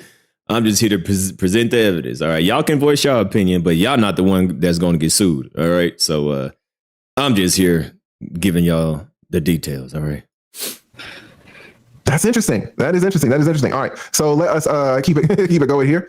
Number 74. You want to read that? Based on information and belief, this evidence was used to obtain a warrant for the footage, and police secured the footage and other evidence. According to Ms. Abashi, the results of this test produced evidence that Ms. Abashi had been sexually assaulted. In addition to the rape kit, Ms. Abashi had images of bruises on her arm, back, buttocks, legs that are evidence of the struggle she endured and the sheer brutality of the attack. At the time of the attack, Ms. Abashi, who was 5'5", and weighed less than 115. Damn, she's tiny. Yeah, she's smaller than me. The attackers were approximately 5'10", 160 for John Doe 1, 5'11", 180, John Doe 2.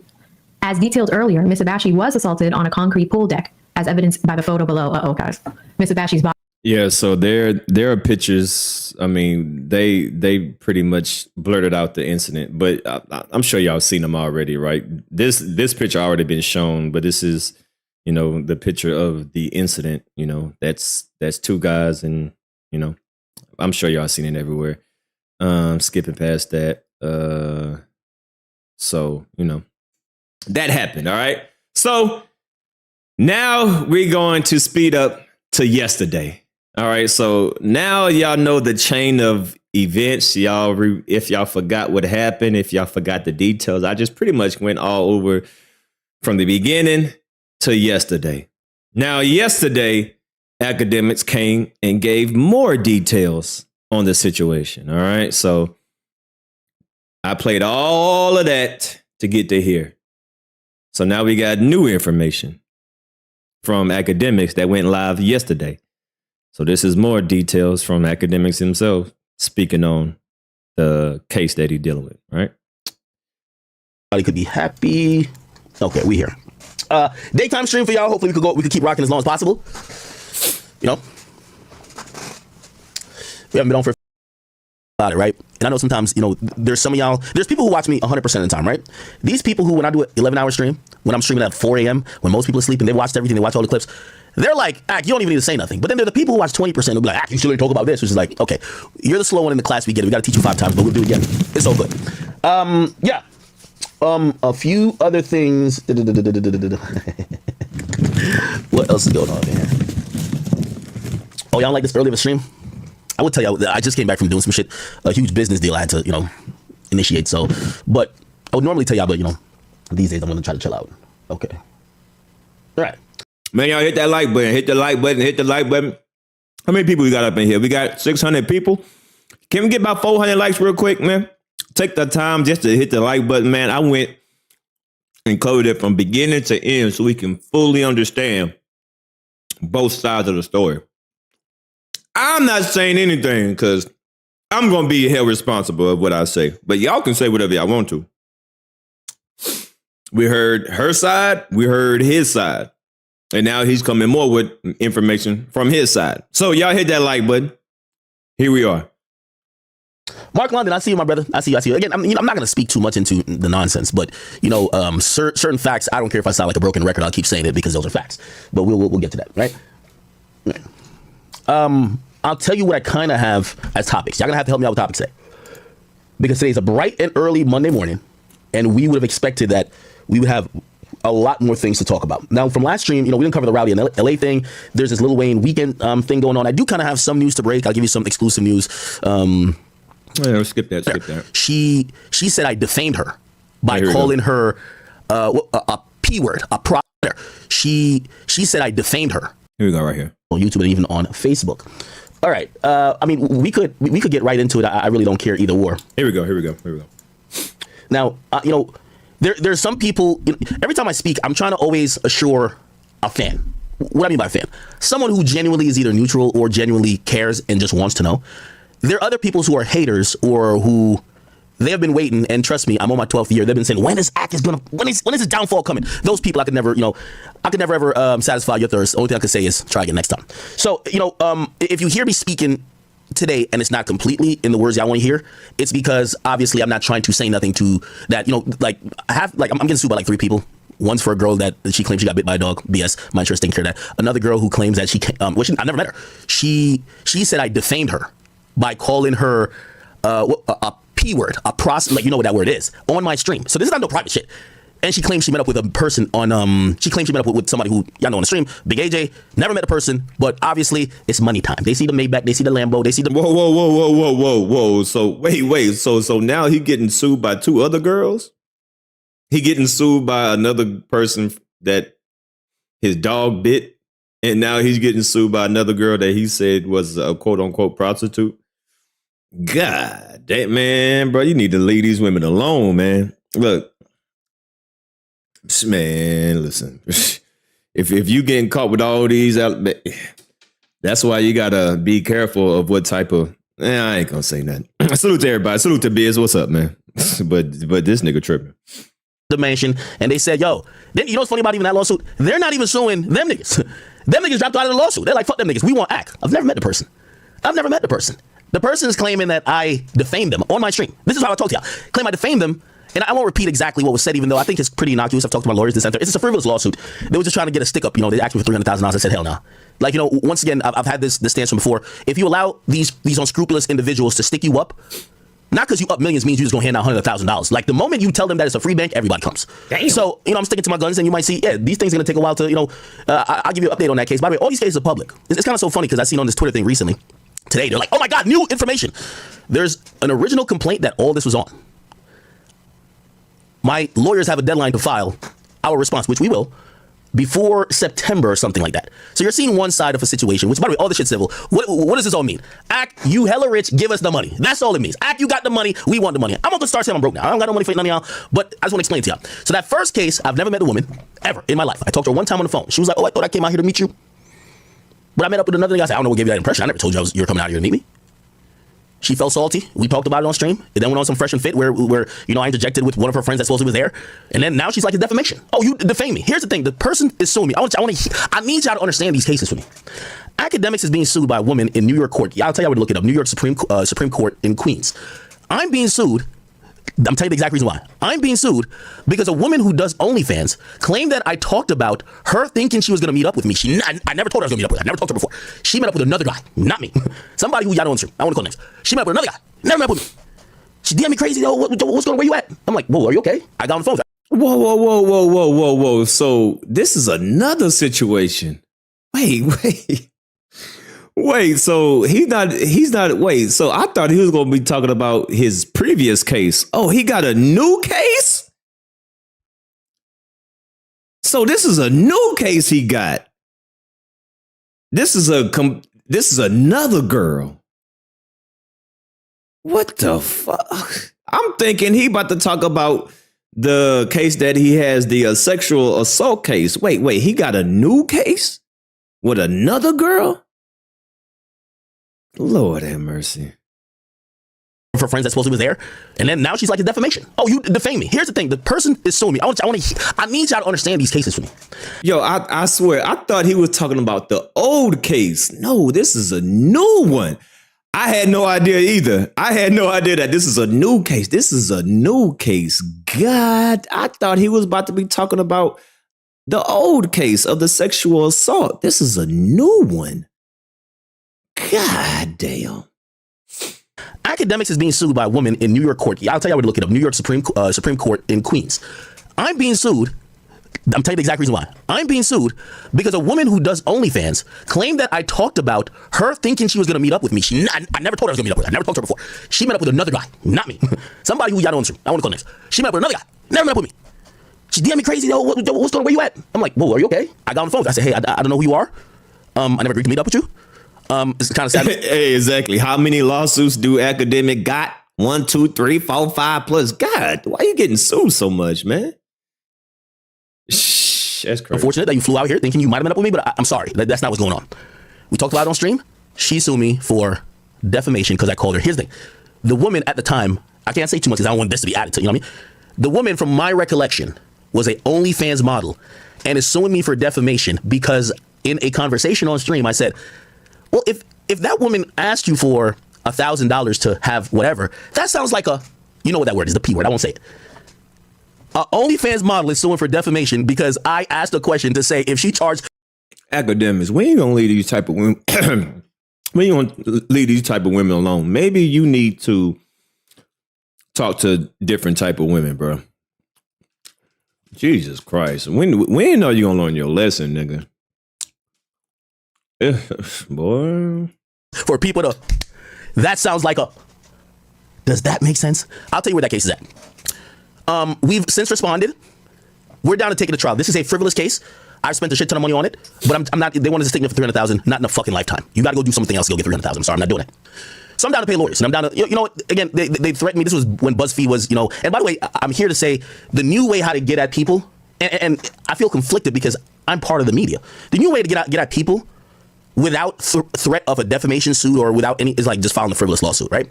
So they wanted me to pay out $300,000 because of what I said on stream. I said, I'm not paying out $300,000 because I asked a legitimate question. I'm protected by many other things, not only freedom of speech, this and third. There's no way, this is not defamation.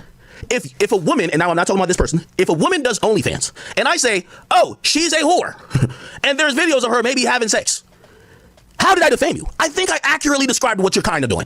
Again, that's not even the word I used. And I wouldn't even, again, I'm just using that in a microcosm. That's not going to do whatever. But that's what this whole lawsuit's about. So anyway, they tried to give me for $300,000. Not doing it. I've paid my lawyers to fight it, you know, and that case has been stuck in court. This is the thing. I've learned all about civil suits now. I got sued 2 years ago. We're down to take it to trial. We've submitted an abundance of evidence. Evidence that she never met me. Evidence that this woman is planned to meet up with another guy for whatever they had going on. Had nothing to do with me. We said we're down to go to trial. They're on their second appeal, appealing to an appellate court that they could put in a default judgment. They don't want to go to trial. Hey, do y'all know what he's talking about? Because he said that he did this on Fresh and Fit. So I'm trying to look on the back end. Where did he call this girl alleged a prostitute? Because this is a new case. I'm trying to see if y'all know what Fresh and Fit episode that is. Send it to my Instagram. Send me a link to it because I want to see exactly what he's talking about. I'm trying to look on the back end. I see DJ Akademiks gets into an argument with a woman, but it's like 4 or 5 different ones. I'm trying to see which one did he call the girl alleged escort service. If y'all know, send me the link to my Instagram. Trial. A default judgment means you don't respond. We've responded. The court has acknowledged we've responded. They're like, well, he didn't respond in time. We don't want to go to the trial with this. We just want a judgment. Give us the $300K, please. No, that's not how the legal system works. The legal system works. Hey, yes, if someone legitimately and vehemently denies responding, yes, the default judgment gets it. It's like the game thing. That's what they're trying to do. No, we responded. We responded with an abundance of proof. We're ready for trial today. They have no case because that's just not a case. It's a frivolous lawsuit. So because they're not going to get a settlement, they can't go to trial and successfully win with us. They're over here asking an appellate judge, yo, I know this other judge said we can't get a default judgment because we think you responded too late. Could you just reverse the original court's thing and give us the hearing or give us the judgment? Because we want a default judgment to try to run his pockets. So again, you know, I have good lawyers. That's just not how the legal system works. If that was the case, people would file lawsuits, not serve the people, wait till it's time to get a default, and run off in the sunset with millions of dollars. It just doesn't work like that. So that's the case that's going nowhere fast. It's been 2 years. You know what I mean? The biggest threat they told us afterward, they were like, yo, we want $300,000. They said, we're going to go to the press. We're going to BuzzFeed News. BuzzFeed actually reached out to us. They folded up. I don't think they ran the story. So that's like a non-existent, like that case is just in limbo. Again, 2 years. And this is how slowly the justice and even court system work. By the way, I want to mention Akademiks is never, have not been, is not in threat of any criminal liability with any situation. By the way, Taxstone, as you sit in jail, you're doing 400 months, okay? I just want to remind you, I listened to a video of you earlier. You were wishing to have a cellmate. My brother will look around and pick the cutest nigga who's in the canteen. It's not going to be me, my buddy.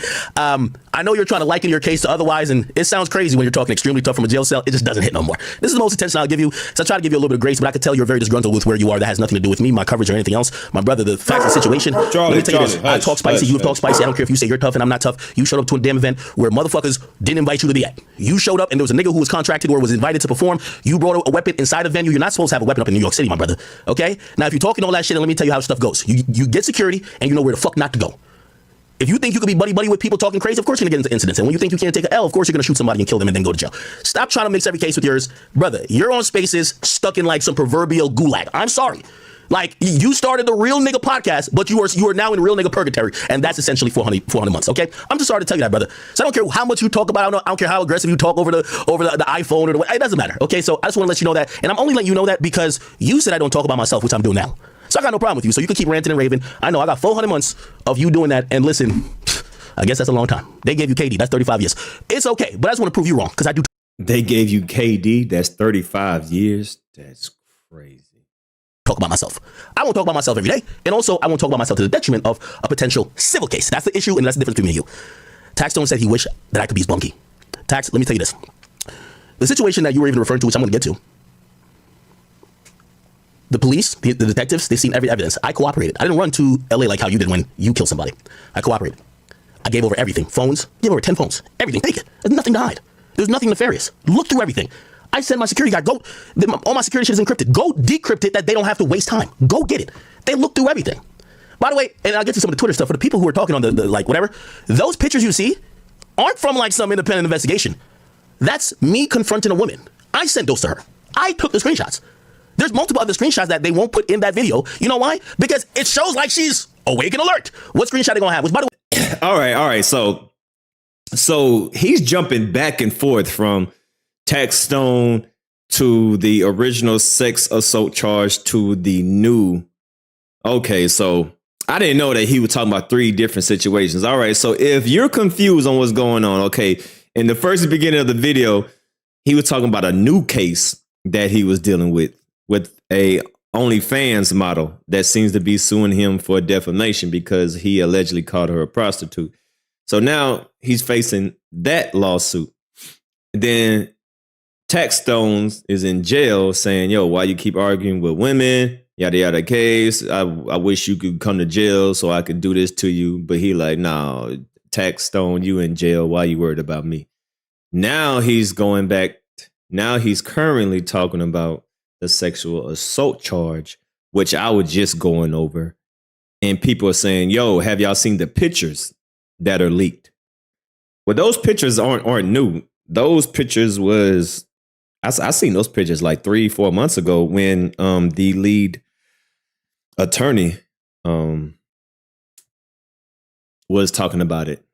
But I guess people are resurfacing those pictures, and now those pictures are being talked about again. So now he's talking about the sexual assault charge that he's facing. Wait, the lawyer's trash for having a victim, alleged victim, laying on her, like looking. First of all, who puts a video or a picture like that in a criminal complaint? You wait till trial. Here's the thing: I sent that picture to her to say, I know what you did. This isn't like, oh, they have some. No, I sent it. The only people who have seen that, you know what's crazy about it? The only people who have seen that is me and the police. The young woman who's talking about it has never seen it. These claims she's making, what is she talking about?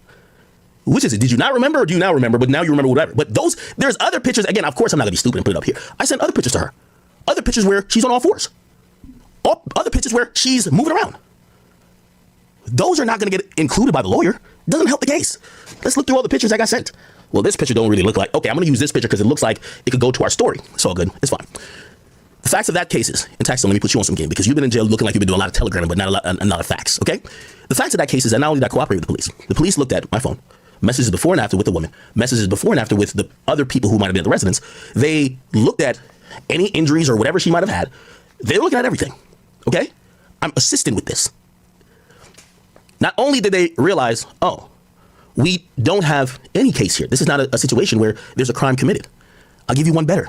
I've told this story many times.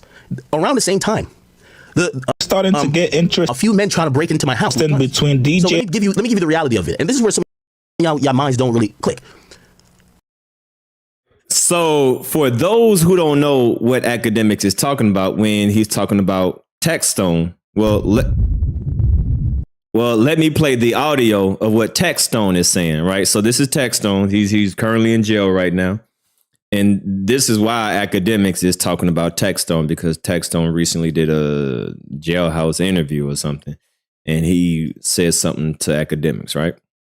They were speaking on it. Now, yesterday, while he was on Twitter Spaces, Tax Stone went off on Akademiks. Not only was Tax Stone happy, they also called him out. That's it. I'm just be like, shut the do is just tell these dudes what they're not gonna do. That's it. I'm gonna just be like, shut the fuck up. Don't say it again. Because if I see you, I'm gonna grab your ass. I'm gonna emasculate you. I'm gonna turn you into the bitch you are. We need to have certain respect barriers, and it should not be allowed that men could be thinking that they could just be talking to anybody the way they be talking to them, because you're not built like that. You're not built like that, bro. You hang with a whole bunch of informants, bro. You hang with people who call the police all day. You gonna call the police? No, you should not think you're gonna talk like that. See, I am a dude. They can let me go home tomorrow, and I will smack your fucking teeth down your mouth as soon as you say something. They can let me go home tomorrow, and if put his hands on me, I'm gonna be in the same fucking situation again today. You know, if Akademiks is innocent, then then so be it, bro. But if you're not innocent, yeah, you need to get your ass kicked, and you need to go to jail. I want you in here with me. I want you as my bunkie. Pull up. Now you guys knew Akademiks was. All right, so that's what Tex said, right? So just to keep y'all up to date, if y'all curious, like, yo, why is Akademiks talking like this about Tex? That's what Tex said, right? Like it's a new case. Oh, also. Honor about. Wrong one. All right. There was a real situation. Number one, I'm considered a high profile person in the district, right? So nobody wants to make a mistake. Your ass is cooked. You make a mistake with this guy and it comes out. You see everybody running now. You're cooked. They're gonna come back at you. So you gotta cross your T's, dot your I's. They look at the evidence. Okay, we see what's going on here. Everybody's. I ain't gonna describe it, but everybody's blah blah. Everybody's moving around. Everybody looks consensual. Oh, shorty doing. Okay, all right. We're just gonna This isn't a crime. Let's see what Ack got to do with it. Okay, hey, they come in at this time. Ack is not in the video. I'm sleeping. This is all verified. There's nothing. The story ain't gonna change. Okay, we know he wakes up at a certain time. We know all this is known. Cool. Here's the reality. And here's the facts. So they look at all these things. Now, let me bring in the other crime. Because that other crime is there, they caught the dudes that was trying to run up in my house with AK-47s. They're in a pickle. Number one, I'm a high-profile person. Someone has made an allegation initially about what happened at my house. Cool. But then, I'm also the victim of another crime. Puts them in a pickle. I'm going to tell you why. They know everything's going to come to light eventually. I'm a high-profile person. They're like, well, how can we prosecute these guys if potentially a defense for these guys will be that the victim, me, remember, I'm the guy that they're trying to rob, they can say, well, he's accused of mad other crimes. You know they do that in court. So this is what the police do. This is what happened. I'm telling you the truth. The police didn't want to, the police and detectives did not, they're like, okay, we seen it. They reviewed everything. Nigga, I went down there, I unlocked my phone, showed them everything. Nigga, they didn't have to break into nothing. I unlocked my phone, unlocked every phone, unlocked the security, everything. My lawyers came down there, did everything. We cooperated to the utmost. Cool. Okay. And this is a point which but people are so dense, they'll never acknowledge this part. So back to the other case. So the police say, well, it's going to look funny if we clear Ack of this situation and he's a victim in this other case. Potentially a defense for the guys who tried to rob me could be, hey, he was just a suspect in another case. Let's be clear. What Ack is, basically was like, if he was a suspect in another case, maybe you're preferring him. He's a high-profile individual. So you know what the police did? The police, the DA communicated with my lawyer saying, hey, listen, there's not much whatever, but here's the truth. There's this other case we're prosecuting these other guys. Your client's a victim. We don't want to have a conflict of interest. We don't want to make the call that he's clear on this case. Despite we know there's nothing there. We're going to present it to what's called, I've talked about this many times, a grand jury. So in New Jersey, 23 people constitute a grand jury, I believe. They sit through a whole proceeding. The person y'all have said is the victim, everybody participated with me. I had no idea what was going on. They all looked at everything. They looked at the surveillance, my phone. So 23 people in a grand jury. And by the way, this isn't the end of court where it's like, you see, when you got sentenced to 35 years, you got sentenced by 12 people beyond a reasonable doubt. But you know what a grand jury is. If there is probable cause to indict, they will vote that you could indict. And of the people that reviewed the case, the majority said there isn't any proof that this man did a crime. From what I've been told, it said everybody who was at the residence did. Wait. All right, so according to DJ Akademiks, and y'all correct me if I'm wrong. So Akademiks is saying, yo, we already been to Charlie, hush. So once again, I didn't do my research or nothing to verify if Akademiks is telling the truth or not. But let's just go off of what he's saying. So Akademiks, you telling me that this case this sexual assault case, right? That Akademiks was dealing with this young lady. Apparently, they already took it to trial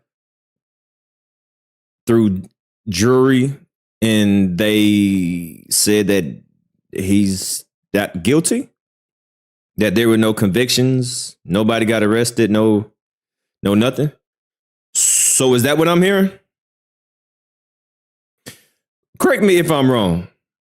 So y'all saying that he already went through trial, and he's saying that he's innocent of this sexual assault case. Is that what I'm hearing? Let me go back and listen to this again. Hold on. Let me get my. They can say, well, he's accused of mad other crimes. You know they do that in court. So this is what the police do. This is what happened. I'm telling you the truth. The police didn't want to, the police and detectives did not, they're like, okay, we seen it. They reviewed everything. Nigga, I went down there, I unlocked my phone, showed them everything. Nigga, they didn't have to break into nothing. I unlocked my phone, unlocked every phone, unlocked the security, everything. My lawyers came down there, did everything. We cooperated to the utmost. Cool. Grand jury. Okay. All right. Let me get. Okay. Yeah, I just want to go back and listen because I wasn't really listening. I was eating and I was doing other things, so I really wasn't listening. I was just getting little bits and pieces, and I was like, hold on, wait. He already went through trial, so I'm gonna go back and really pay attention this time because I didn't catch everything. So let me go back and listen to it one more time. Let me say. And this is a point which but people are so dense they'll never acknowledge this part. So back to the other case. So the police say, well, it's going to look funny if we clear Ak of this situation and he's a victim in this other case. Potentially a defense for the guys who tried to rob me could be, hey, he was just a suspect in another case. Let's be clear. What Ak is basically was like, if he was a suspect in another case, maybe you're preferring him. He's a high-profile individual. So you know what the police did? The police, or well, the DA communicated with my lawyer saying, hey, listen, there's not much whatever, but here's the truth. There's this other case we're prosecuting these other guys. Your client's a victim. We don't want to have a conflict of interest. We don't want to make the call that he's clear on this case. Despite we know there's nothing there. We're going to present it to what's called, I've talked about this many times, a grand jury. Grand jury. So, okay, grand jury. Grand jury. Okay, got that part. Jersey, 23 people constitute a grand jury, I believe. They sit through a whole proceeding. The person y'all have said is the victim, everybody participated with me. I had no idea what was going on. They all looked at everything. They looked at the surveillance, my phone. So 23 people in a grand jury. Okay. And by the way, this isn't the end of court where it's like, you see, when you got sentenced to 35 years, you got sentenced by 12 people beyond a reasonable doubt. But you know what a grand jury is. If there is probable cause to indict, they will vote that you could indict. And of the people that reviewed the case, the majority said there isn't any proof that this man did a crime. From what I've been told, it said everybody who was at the residence did any crime. They interviewed everybody. I told them the person, this is the person who was a Lyft driver. Go talk to them. Go talk to this person. Go talk to this person. We did everything because we're not no shady shit. Nigga, I'm trying my best. I hired the best investigators. Hey, there was this one guy I seen that day. Go find that nigga. We got to get to the truth because we're just not going to let frivolous lies just get at us. The grand jury returns what's called a no bill. There is not any evidence that would support claims that Akademiks has done a criminal act in this situation as the prosecutors or anybody could allege. That is the truth. That is the current state of this case. And that was the current state of the case. And I knew it prior going into like last Christmas. Now, everybody in the chat saying he lying, he lying, he lying. How do you know that he's lying? Once again, I'm just listening as a viewer. I didn't watch the whole entire thing when he was live because I was out and about. So I'm listening to this, gathering this information live with y'all. So y'all saying that he lying. How do you know that he's lying if he said that they did a grand jury and they said now it's a no bill? It's interesting. I'm just listening. Last Christmas, me and a girlfriend of mine who we've just kind of been super turbulent. That's when me and her got into it. Nothing to do with this, but she one of them girls, and everybody know women, they get petty. She grabbed some shit. She like, you know what? Like, yo, if you won't, like, you gonna dip on me, whatever. Yo, I'm gonna tell people that your house got raided because they did issue a search warrant. They did do a search warrant. By the way, that's another thing, and I probably shouldn't say here. They'll say for court. I never destroyed any evidence. That's completely false. False. Okay. What ended up happening is that I jumped out ahead of the story before a girlfriend or possible ex of mine could say something and make it look in a way that it wasn't, because she didn't even know the whole details. Because in reality, I'm an asshole. I was cheating on her when the whole thing happened. Sorry. When I went out with that publicly, somebody just randomly pop up like, yo, blah, blah, blah, blah. Okay, that happened. And then, of course, I start covering the Diddy situation. And the dude, because now I'm focusing on his situation, because he started, some of the stuff he was representing some of the clients that started not making sense. I start calling it out. Homie gonna hit me up. Yo, bro, you know we could do something with you because somebody hit me up. A week later, there's a lawsuit. It's a civil lawsuit. They just want some money. When it went public, by the way, this guy did a good job. And this is why I see why I don't think necessarily he's a good lawyer, but like I see why people get this guy, because all he needed to get was media attention. They sent us a notice and they said, yo, since you guys didn't respond to us to negotiate, because they were down to, oh, just pay us some money and we'll just go away. Well, I told my lawyers, and I might be saying to them, I told them, I said, I'm not paying any money. Number one, I didn't do anything. We've been through this long ass process that really vindicates us. Like there's zero guilt. We went through this like length-staking process. Like there's zero guilt of me doing any criminal activity. But I said, even if it was like some culpability shit, like, oh yeah, no, well, somebody could slip and fall at your house. I said, I'm not doing that because that young lady went online and made the accusation. That accusation already is damaging to somebody like me. So I'm not gonna. So now if I do, say was like, you know what? All right, they say they got injured. Not sexual assault, injured. Like I don't care what that is. Cool. Maybe like, all right, but now I'm not gonna do it. I'm just not gonna do it because this person has damaged my reputation. Which by the way, there's legal remedies and ramifications for that too. This person damaged my reputation. And why the hell would we?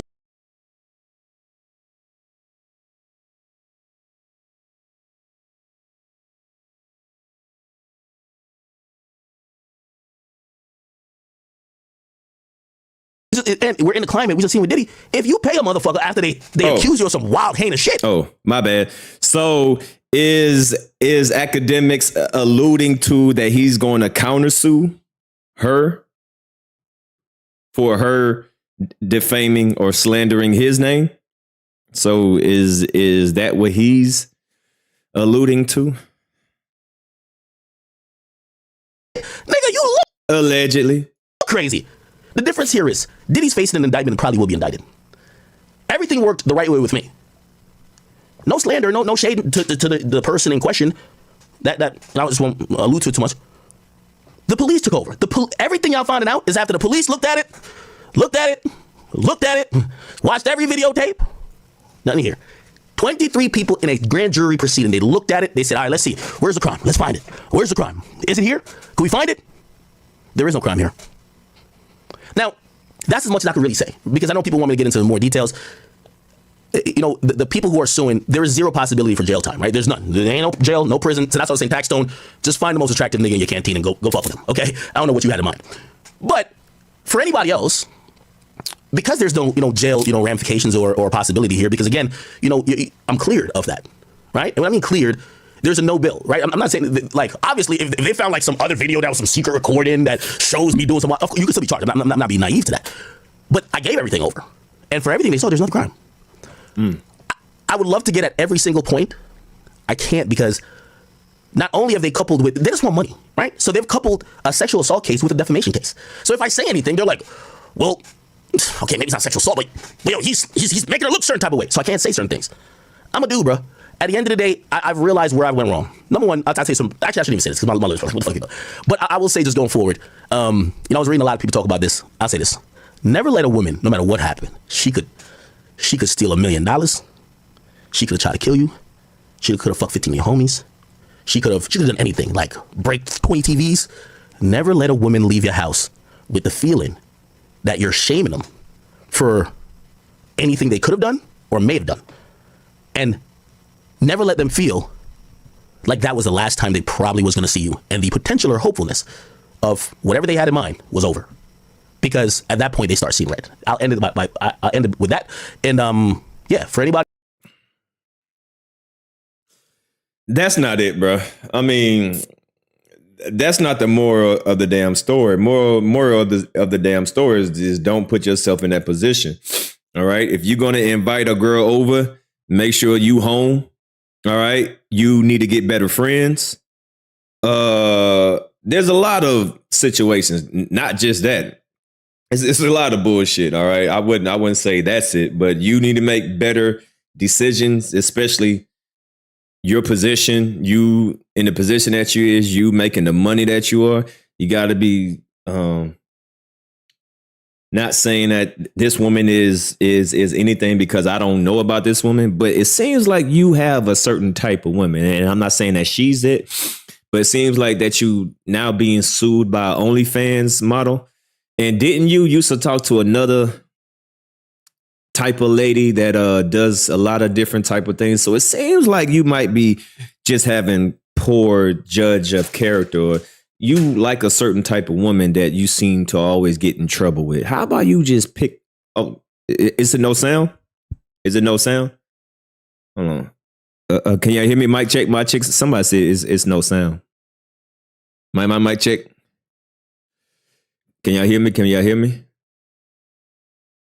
Okay, we good. Okay, but it seems like you need to pick. You need to talk to a different type of woman. Because it seems like you have a pass for, and I'm not saying about this particular woman.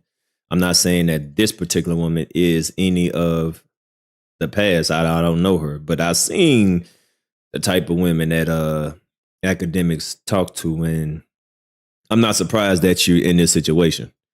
So there's a lot of accountabilities that you need to take as a man, and not even put yourself in this position. Don't have your homeboys over there. Don't invite a girl with your homeboys there, especially with the lights off and all this weird shit. There's a lot of other shit that you can point out in this, not just of what you said. right? There's a lot of at fault that academics should take on this, and shut your goddamn mouth. Why you coming to the internet speaking on private situations? Once again, I don't even think he would have been in this situation if he didn't come to the internet talking on that girl like that, right? So he came to the internet spilling a whole bunch of beans saying, yo, my two homeboys just ran a train on this female. Like, you shouldn't even came out and said what you said in the first place, right? So it ain't all the women fault, bro. All right, you got to take some accountability, a lot of accountability of the shit that you were in. Could it be? Could it be?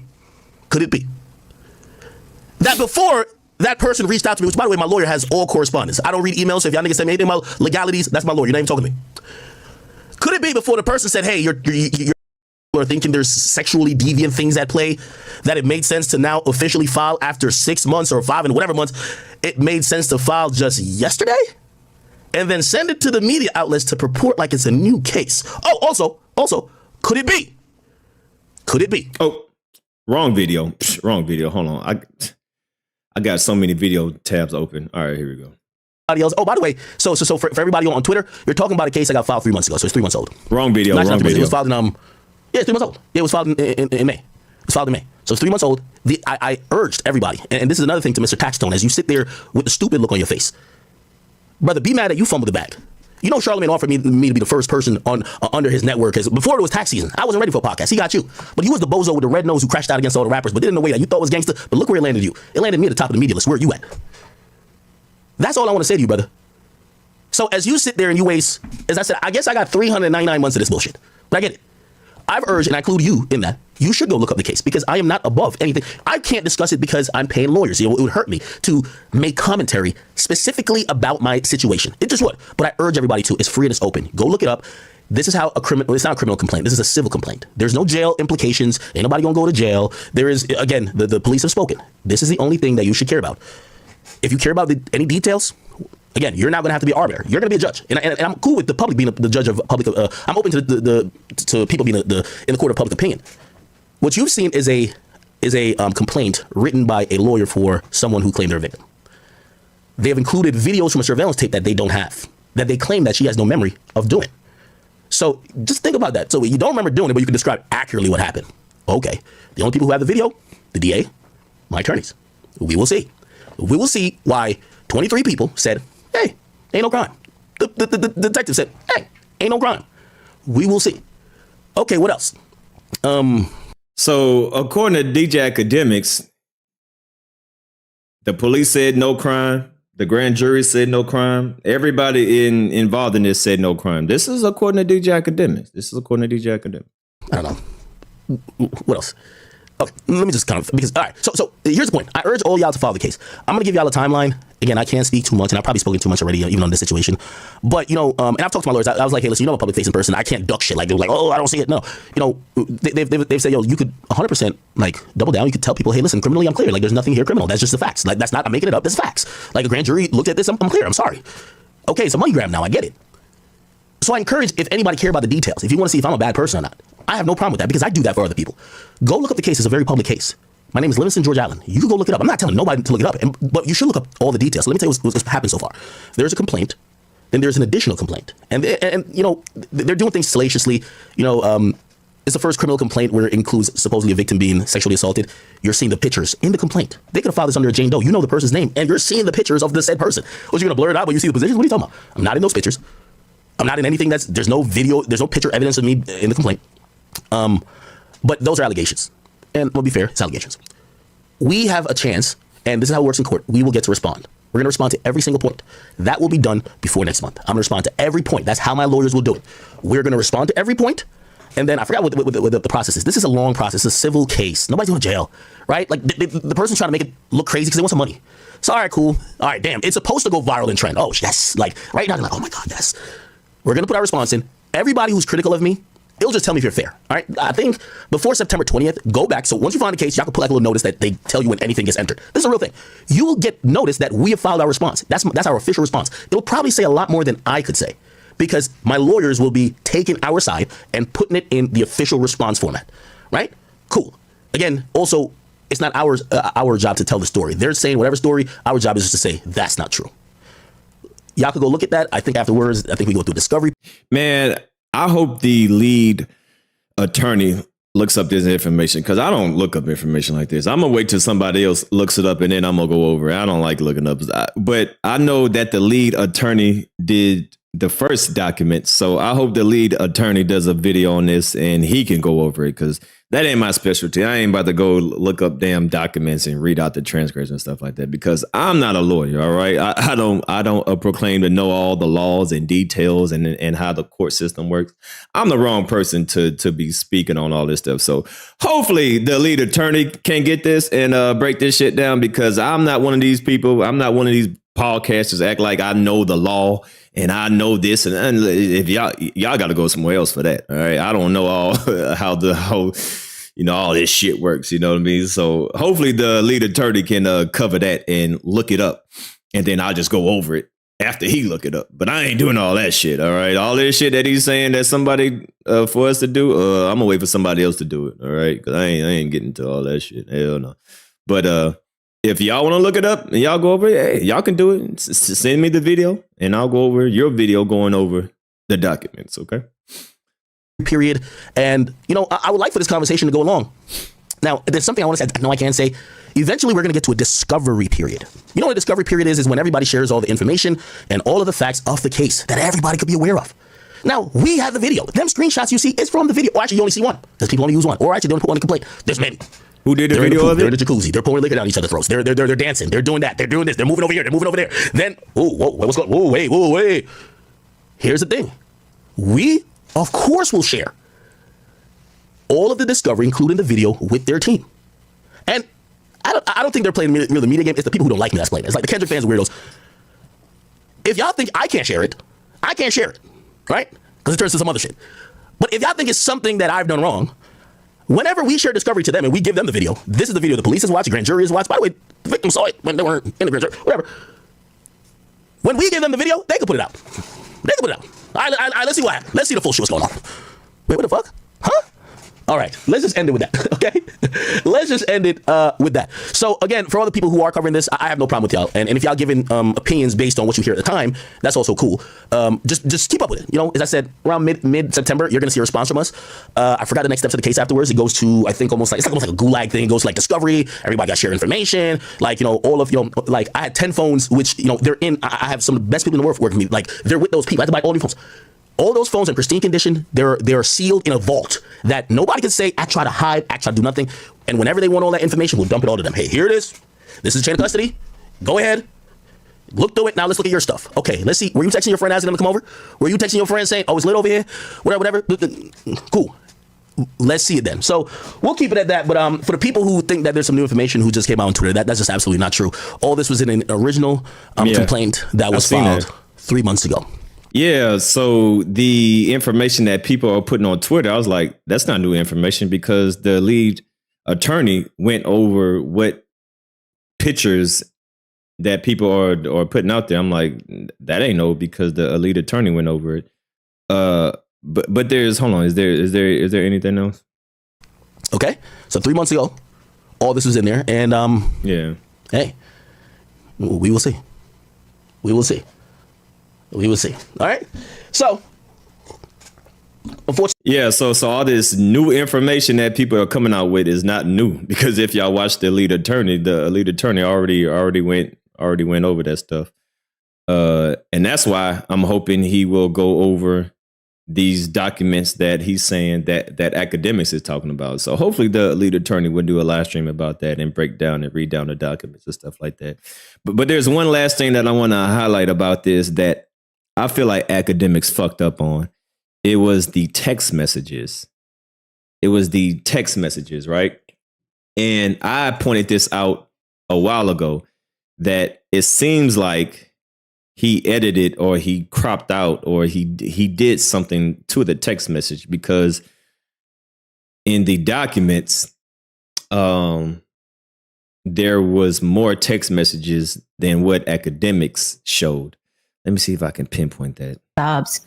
DJ Ack knew that his statements on December 30th, 2023 were misleading and false, as he was in possession of text messages from Miss Abashi, where she stated that she did not know what happened to her on July 16th of 2023. Yes, I'm going now. I'm hurt really bad. It's unlike me to do this, and I don't even know the other guy's name, so I was just laying there. That's not a good text message. What is he saying right here? That's not a good text message. He's saying, I'm going to get tested this week. Why? Why this week, DJ Academics? Matter of fact, I did a video because you were saying that you didn't have sex with this lady. Mm-hmm. You were saying that Khalif and Slime, who the hell knows where these ninjas have been? That is so true. She should get tested. Yeah, that was this part he fucked up because he said that he was asleep. Right, I played the video earlier. He said that he didn't have sex with her, but in the text message it sounded like he did have sex with her. Right. So that part is definitely shaky right there because I'm not about to go back to it. But earlier in the live stream I played, he said that he was asleep, that he did not have sex with her. But then in his text message, it sure does sound like allegedly. It sounds like, not saying that it's true, because once again, I ain't trying to get sued or nothing like that. But from this text message, we got a text message here. The phone number is blocked out. So, okay, so I guess this is from Abashi, and the gray is DJ Akademiks. So it says, I'm going to get tested this week. I think you should too. I think you should too. Make sure you're good. Yes, I'm going now. I'm hurt really bad. It's unlike me to do this, and I don't even know the other guy's name, so I was just laying there. That's not a good text message. What is he saying right here? That's not a good text message. He's saying, I'm going to get tested this week. Why? Yeah, that part he didn't have in the text message, right? Where is it at? I think that's the part where he cut out. And that's the part like, huh? Wait, I thought you said that you didn't have sex with her. But according to her phone, he said, let me see if I can get it. Yeah. So this is from the documents that the lead attorney. So I'm just going off of what the lead attorney is like. All right. So don't have a problem with me. I'm just going off what the lead attorney is going. Right. But according to the lead attorney, it says, I'm going to get tested this week. Think you should too. Make sure you're good. Right. But he didn't highlight that part when he showed the text messages on his live stream. Let me get to the part where he like cropped it out or something. Let me see. Advice. All right. Let me get to that. Where is it at? It said, it hurt really bad. Okay. Yeah. Let me go to that part. Where's that part where he said, I'm hurt really bad? Let me find out where it is. Da-da-da. Let me skip around. Da-da-da. Okay. Don't even know the other, like at this point. Hold on. All right, I got to find out where that part was.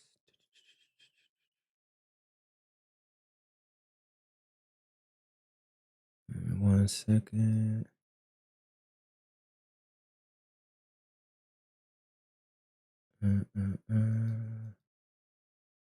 Where was it at?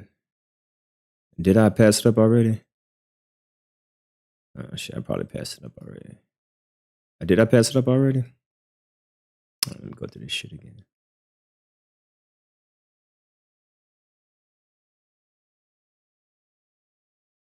Terribly sorry.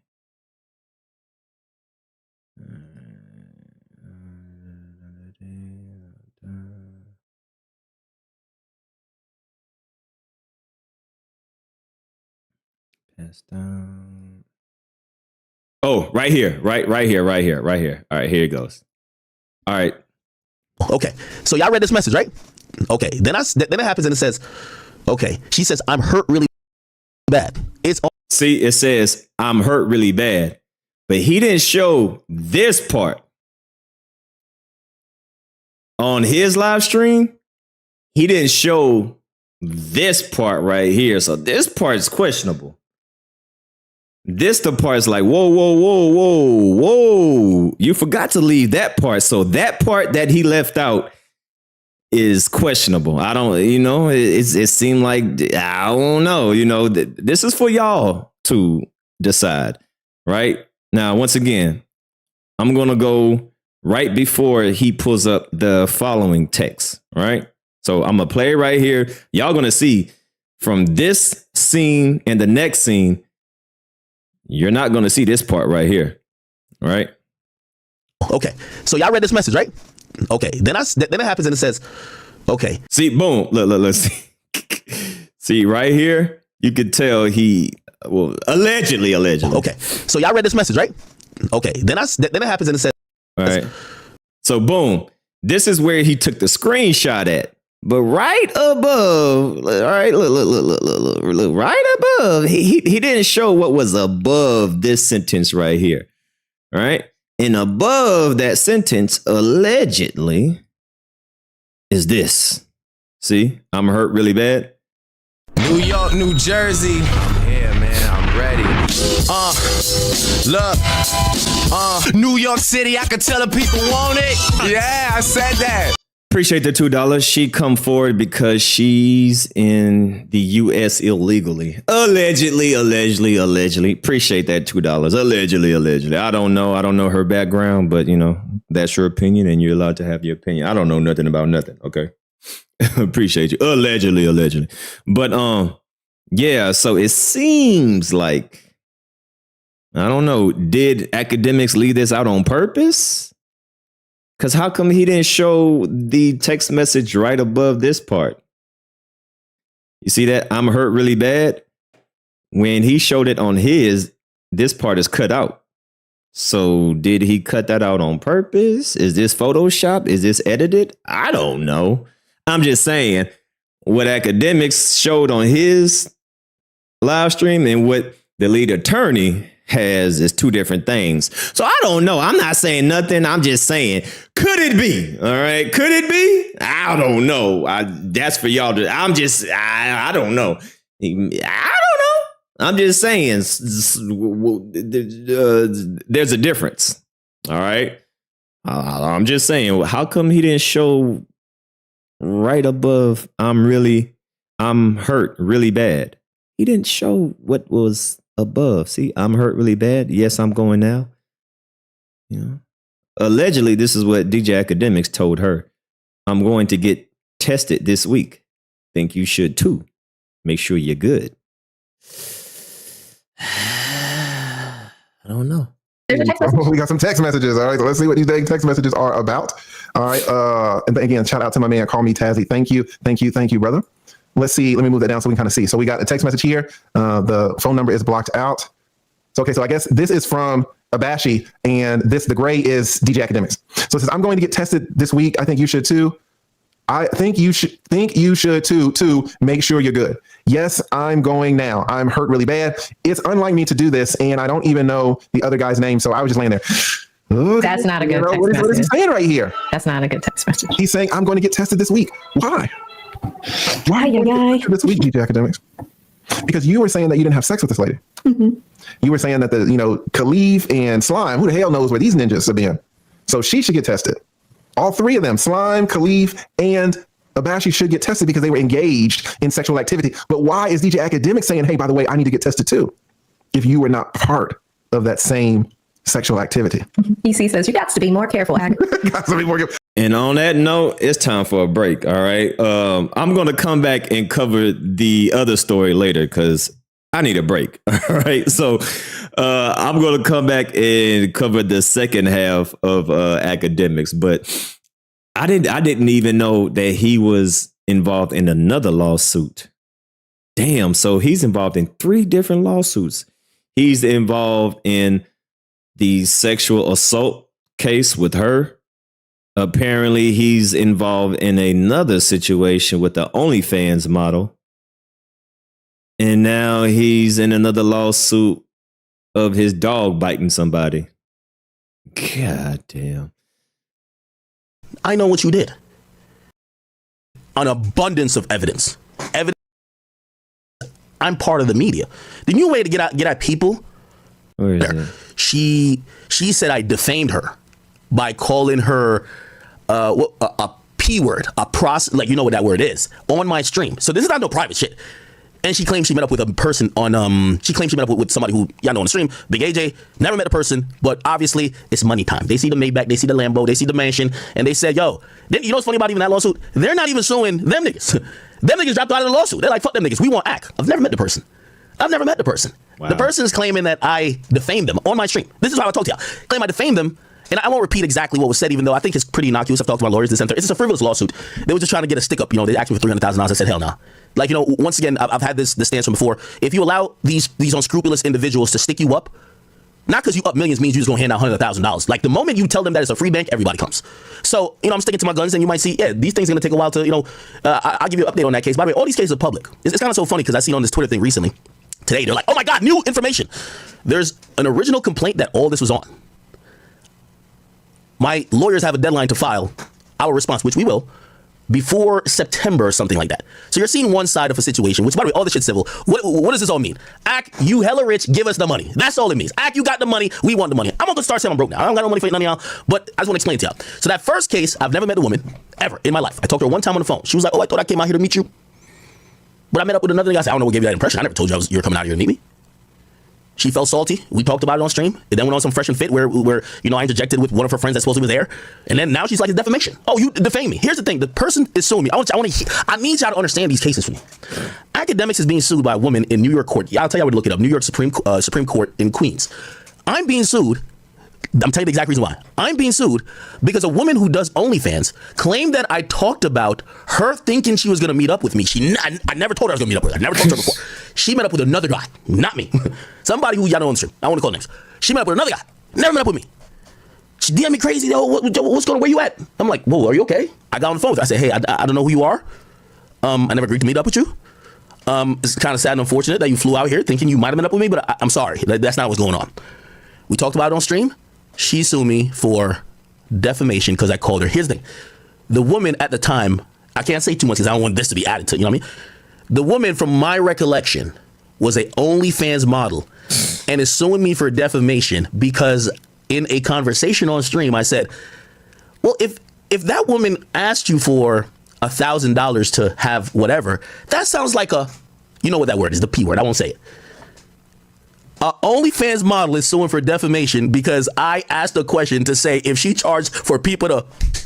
That sounds like does that make sense? So now he getting sued by a OnlyFans model. God damn, but this nigga, man, listen, bro. You need to chill, bro. All right. 1 strike, 2 strike, 3 strikes, you out. God damn, how many times you gonna put yourself in this position, man? But on that note, so now he's facing another charge by OnlyFans, by this girl, and another girl. On that note, man, listen, like I said, I'm not saying anybody's innocent. I'm not saying anybody's guilty. We just gotta wait until the hardcore facts and evidence. Right now, it's just he say, it's just she say. I'm not saying she's innocent. I'm not saying that she's guilty. I'm not saying Akademiks is innocent. I'm not saying Akademiks is guilty. Because I ain't trying to get sued. But something ain't right. I don't know who telling what, but something sounds fishy.